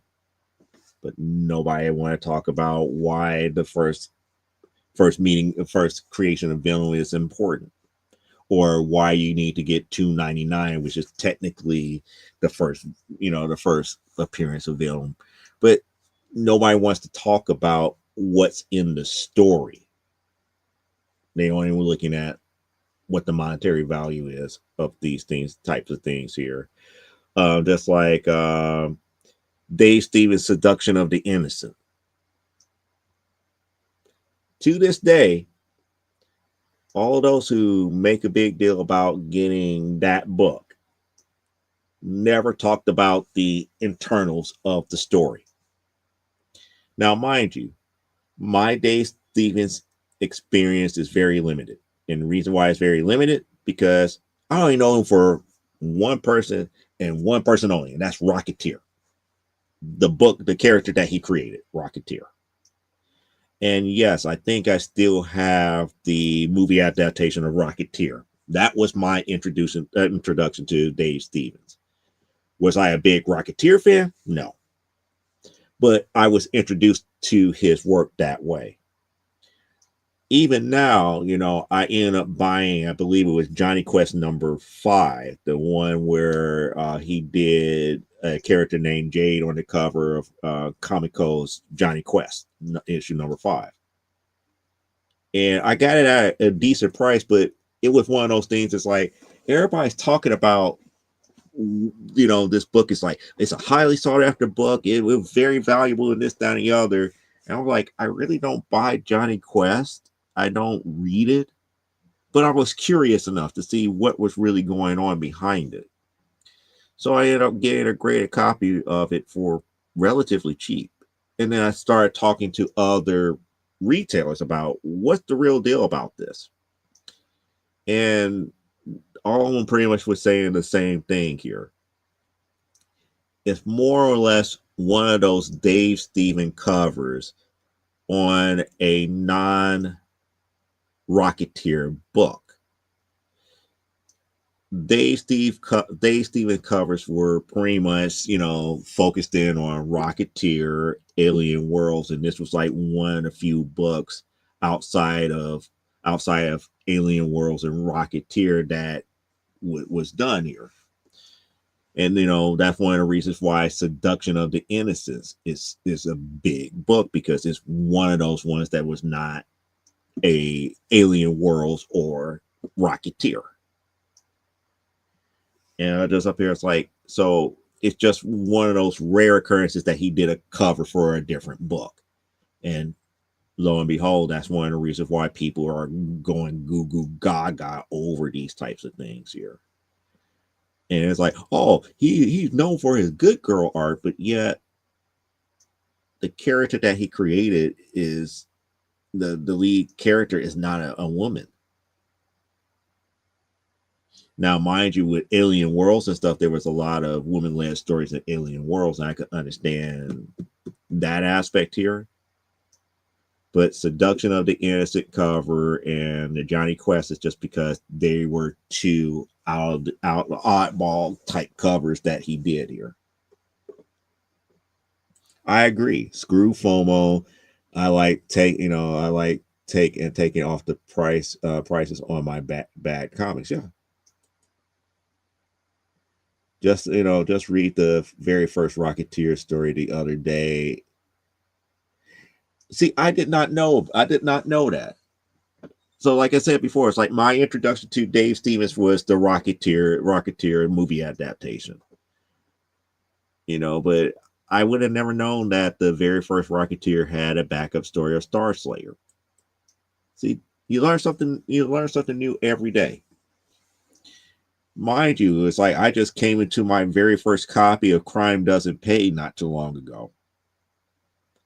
It's in storage now, but it was one of those things. Like I said, shout outs to Randy Zimmerman, because he was the one that will always talk about. It's like, going back to the golden age. It's like, how back in the day, it's like they were trying to ban stuff like books like Crime Does Not Pay, to keep the so-called influence of kids from turning into the life of crime and everything. Because some of the stories that's in Crime Doesn't Pay, it is kind of, it's not drawn gruesomely, but they tell these tales in such a way where it's just like, wow. It's like, wow, this is just so far out there, but so far possible in real life to do, that I can see the influence there. But nevertheless, here, don't fall for the FOMO aspect of what some of these influencers are saying out here, that does content creation for whatever you're collecting. That's the major thing here. Just like here on my channel, I don't force people to buy Wonder Woman, I don't force people to buy X-Men or a lot of the women-led titles that I love here. We come here and we talk about a little bit of everything here. It's like we talked about Dave Stevens, we talked about Grant Morrison, we talk about the things that we love. And this is kind of like one of the few places that you could always come here and share what you love, and you could be heard. You could be heard. And like I said, I'm more one of those people who's like, turn me on to something than turn me off here. And the easiest way to turn me off to something is not being able to express why you like something. I mean, you can tell me that Superman is the greatest until you're blue in the face, but you have to tell me and show me why you believe it. And then show me something cool that I haven't seen before, or something that we could share because it's something that we commonly read. Then that's building up the community more so than for me to turn right back around. You're missing one Superman story. It's like, yeah, those issues not worth nothing. That kills the vibe. You don't want to kill the vibe. Let's see what Aaron's saying here. Yeah, I have enjoyed the Star Slayer story. Matt Grill. Yep. Yeah. Oh, a open Mark Spears comic. The main character Slayer is interacting so forth. Okay. See all of this. See, he's doing his best to try to get me to get into the whole Mark Spears Monsters book. But like I said before, I'm just not one for horror. Now, if the Monsters book, if it was more, if I could say, now I wouldn't say sedate, but more of a thriller than horror, I probably could get into it. Kind of like how, everybody was saying, I'm not certain if you're familiar with the book Daisy. Everybody kept saying that was horror. To me, that was more of a thriller because it was dealing with the aspect of angels and deities. And it was like a weird aspect of it because it was like dealing with like people's faith and everything, and dealing with what happened decades ago with a few of the angels from heaven. And I was like, this is more right up my alley, even though there was gruesome stuff that was happening in the book which made people think it was horror. But it was more of a thriller because it had a story back there that was more along the lines, the more you read it, the more you discover about these characters, and you was doing kind of like your homework detective wise. Yeah, I just opened it. It's like I'm not a horror guy either, but it's intently written without being wordy yet. It's more suspenseful than horror. Yeah. So it might be. So that book might be something that I could really, delve into and be like, hey, this is not a bad book. I enjoyed it.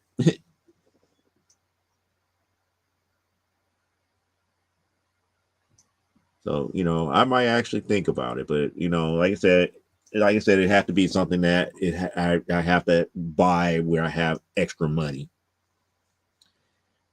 You know, extra nowadays is not extra anymore. Cool. See, like I said, more about telling other people why you like it to get people turned on to it. That's the major thing here.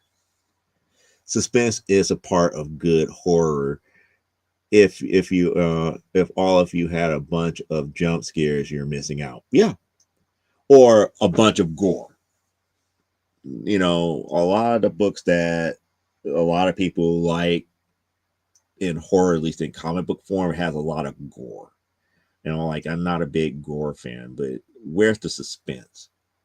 It's more like one of those things. It's like I could say this to Elaine because Elaine would kind of agree that I'm that type of a person.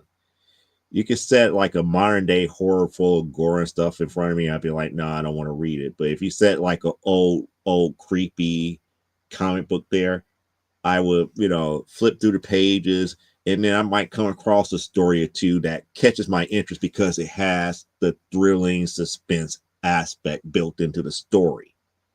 You're not showing me just, oh, there's this one monster and he ripped somebody, from limb to limb and all this other stuff in this gruesome ass way. To me, it's more along the lines like, show me a person that's trying to figure out what in the world is going on, and then slowly but surely, panel by panel, you're building up to something of dread. And then when you get to that point of dread, it's like, oh, the thing that they was dreading wasn't the real issue. They should have been worried about this, and they turn around and the thing is there. And then now they have to react about it. Things like that. A lot of hack and slash and blood stuff doesn't appeal to me. But old school creepy, it's like I'm going to find at least one story that I could be like, yeah, that was a cool story.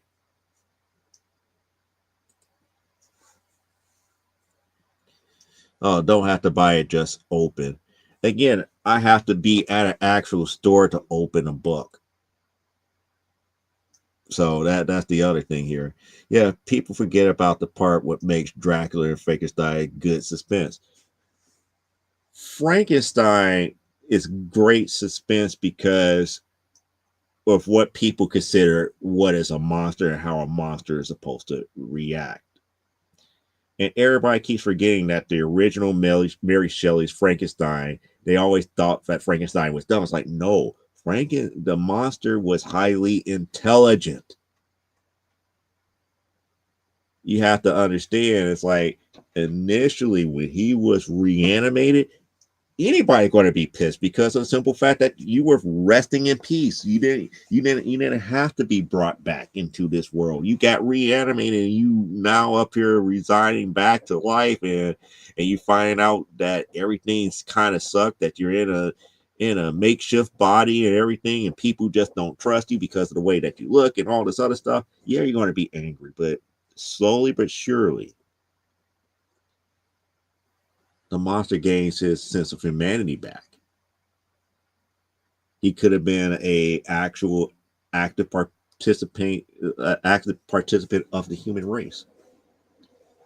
His actions to those people that he actually liked shows that he was more human than the doctor himself. But like I said, it's nature versus, I don't want to say nature versus nurture, but it's like nature versus society. Sometimes how society view you is not what's really in a person's true nature. Yeah, I love the idea of monster hunters and that they eventually win. That the opposite attitude of horror fans. Haha, yeah. Del Toro got a standing ovation in Venice for his Frankenstein adaptation last week.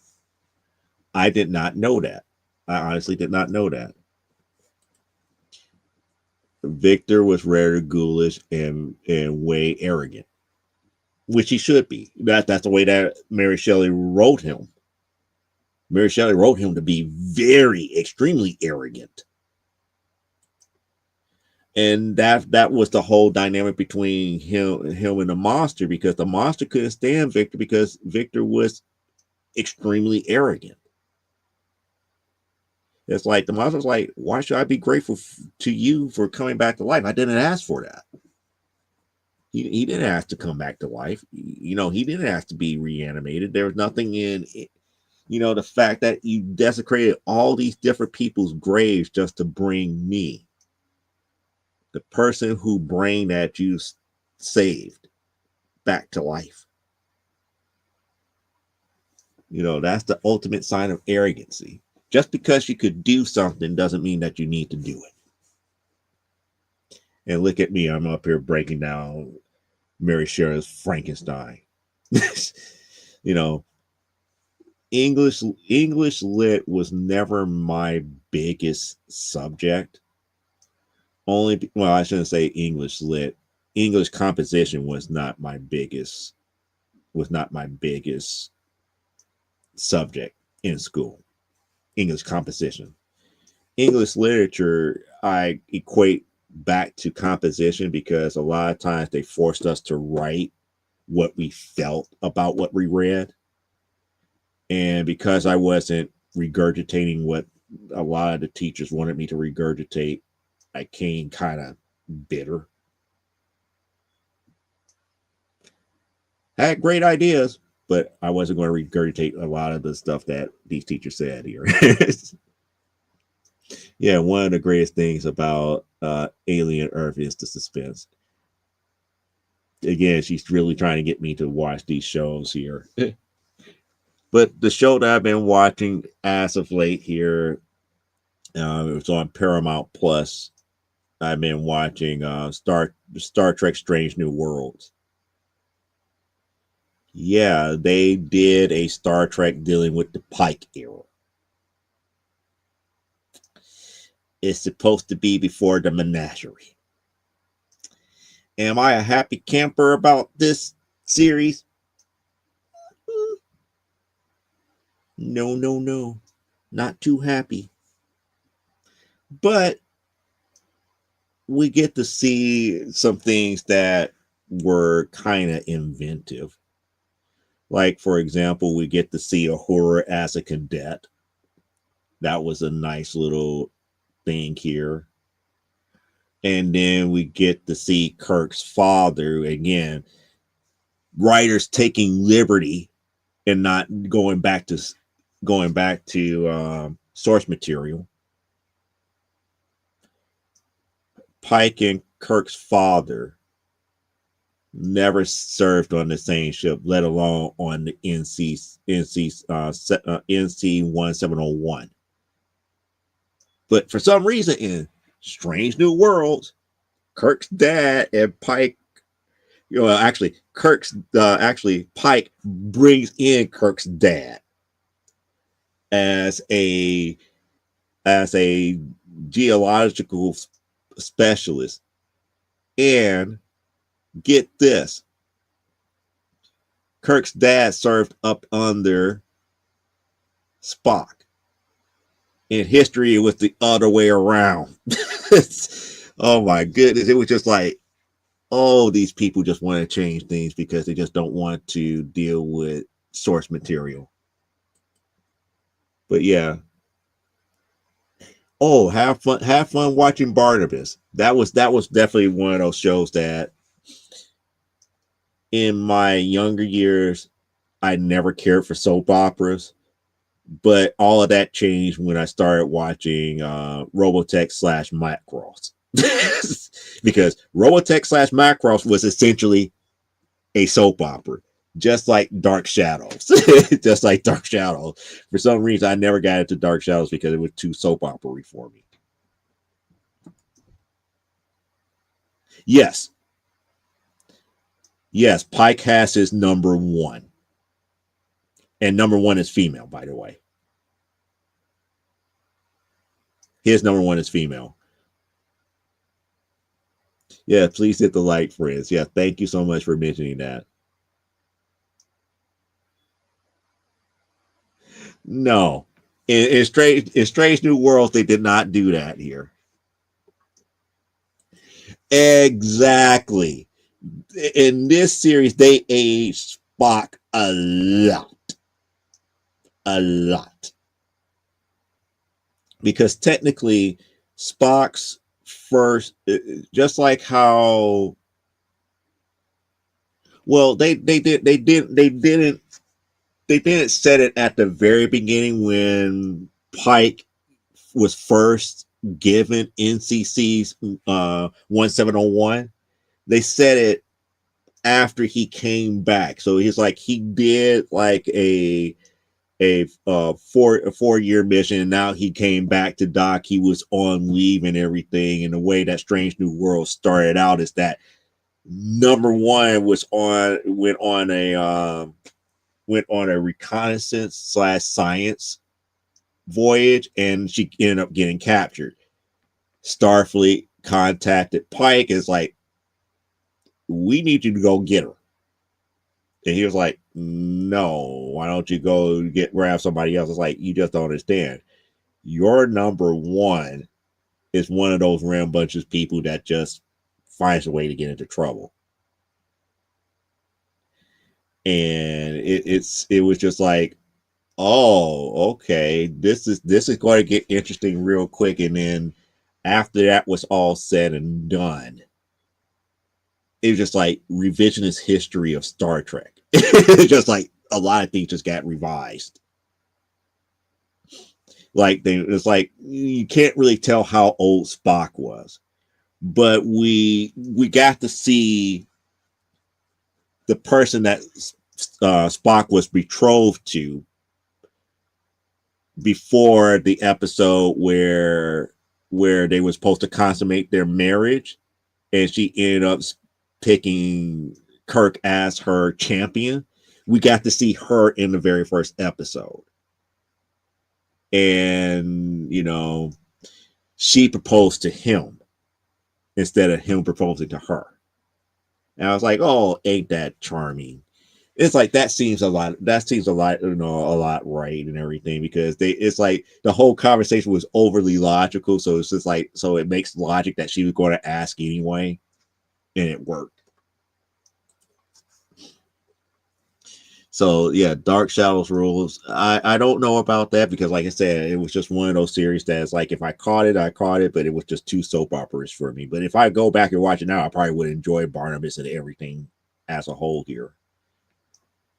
Barnabas Carter is awesome. I love Robotech too, and that would change my mind, because when I started watching Robotech, I was somewhere about 9-10. And you have to understand, the average 9, 10, 11-year-old, we're not going to sit there and watch anything that's going to be like considered like a soap opera, like a Dynasty or a Knots Landing or a Falcon Crest or General Hospital, unless we're forced to. Dark Shadows was that way. It's like, even though it was dealing with vampires and everything, it was two soap operas.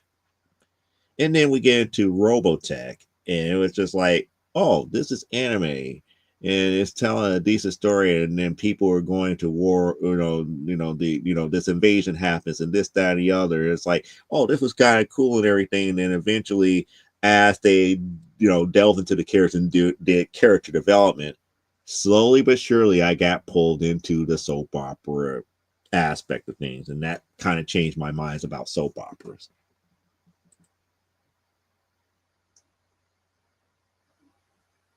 uh,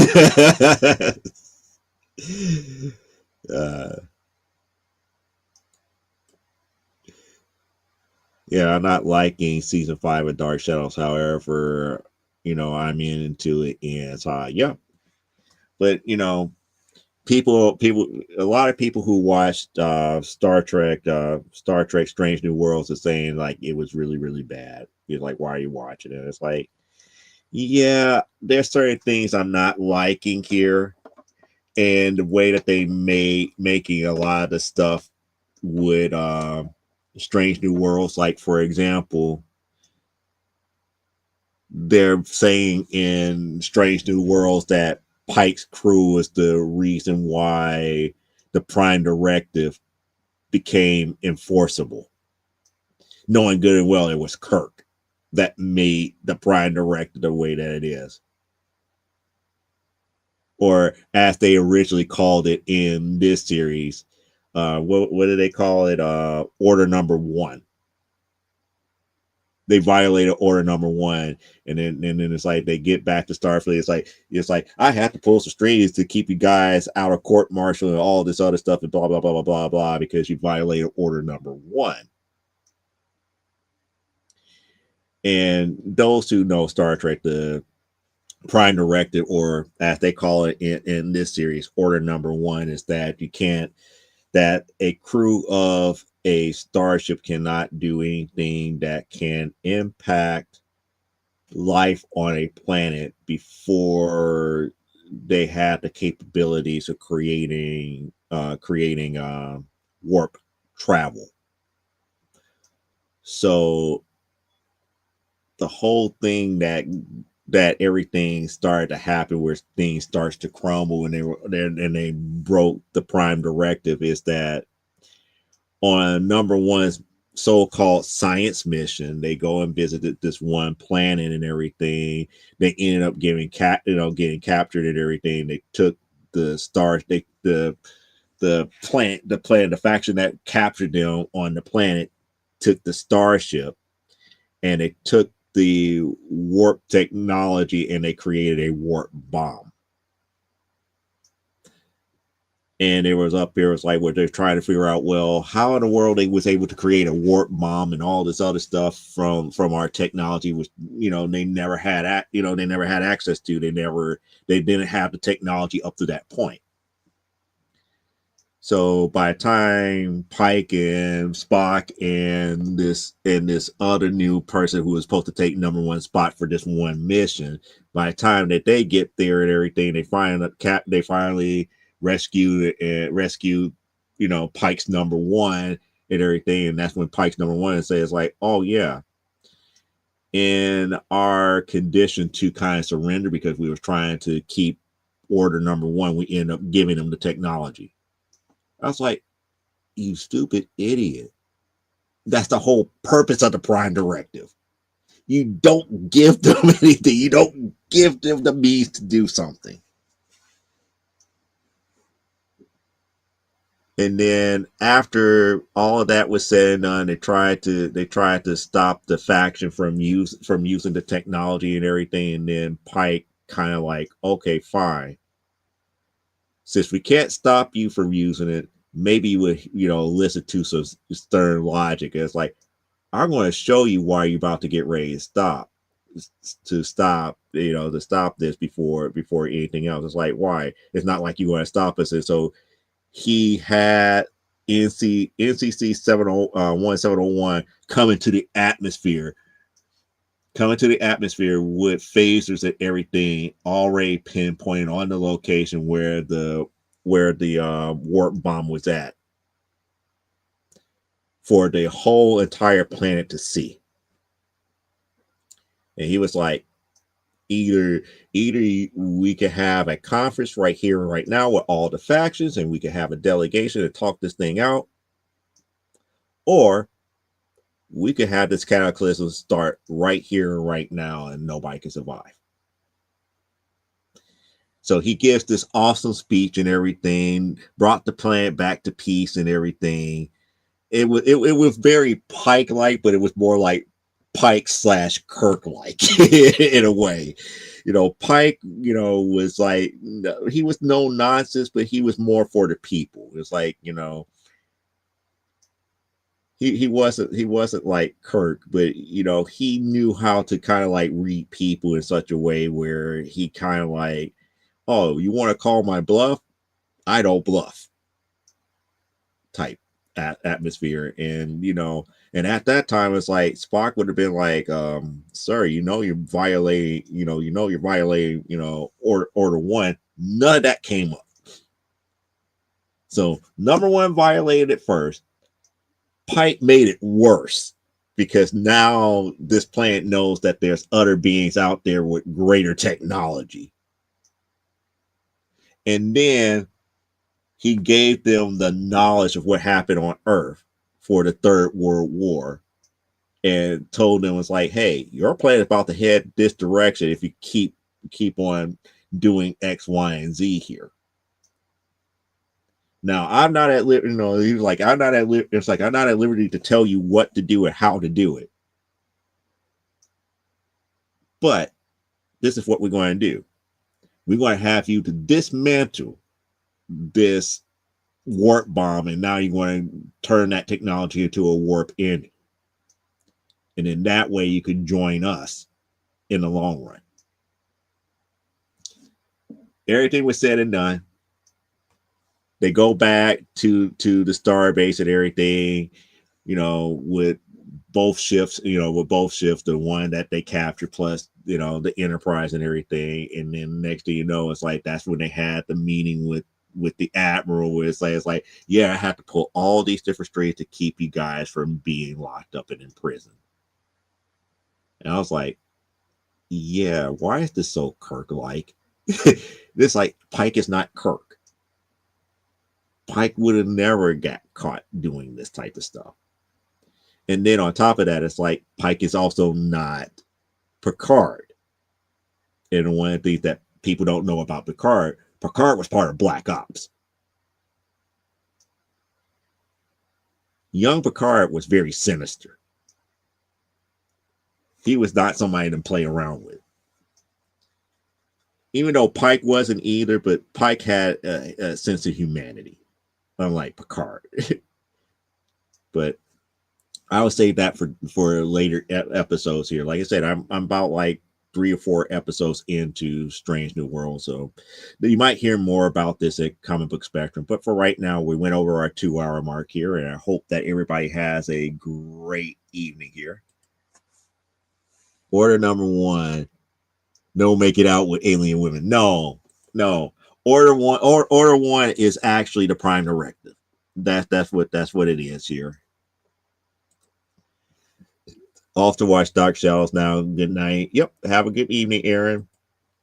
And Elaine, thanks for dropping by too, because we're about to end everything here right on that note here. I might end up watching some more Strange New Worlds and be upset and trying to enjoy what I love, which is, I love Star Trek here.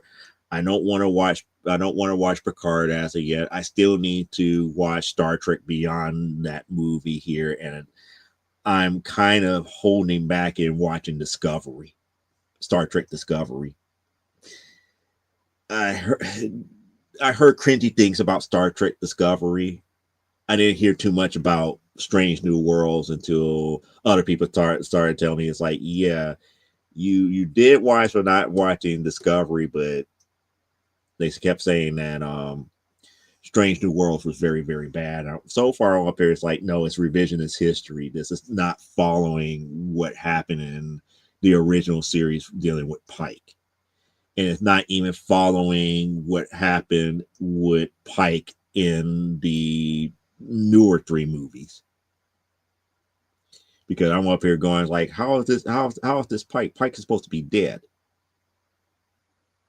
In the newer 3 movies, Pike is dead, and he didn't die like he didn't die like what they originally set him up in for the menagerie. So Pike's dead, dead in the Abrams version of Star Trek. So that's why I wanted to watch Beyond, but I haven't brought myself to do so as of yet. But on that note, live life, grow, and be well. And we'll be back here next Saturday. And be mindful. Be mindful. And also, don't forget about, I'm going to say this again, don't forget about StompCon here. That is the tabletop gaming convention that's happening over there in Benton County in Fowler, Indiana. The information is on the screen right now here. Take a quick little screenshot and everything. It is a free to go. You do not have to pay for anything for admission here. It's happening on next Saturday between 10 a.m. and 8 p.m. Eastern Standard Time here, which also gives you, like I said, enough time once it's over with to hit that YouTube algorithm to come and watch another episode of From the Desk of a Small Press Publisher here. So again, on that note, live life, grow, be well. I see you when I see you, and we are out. See you later. Bye-bye.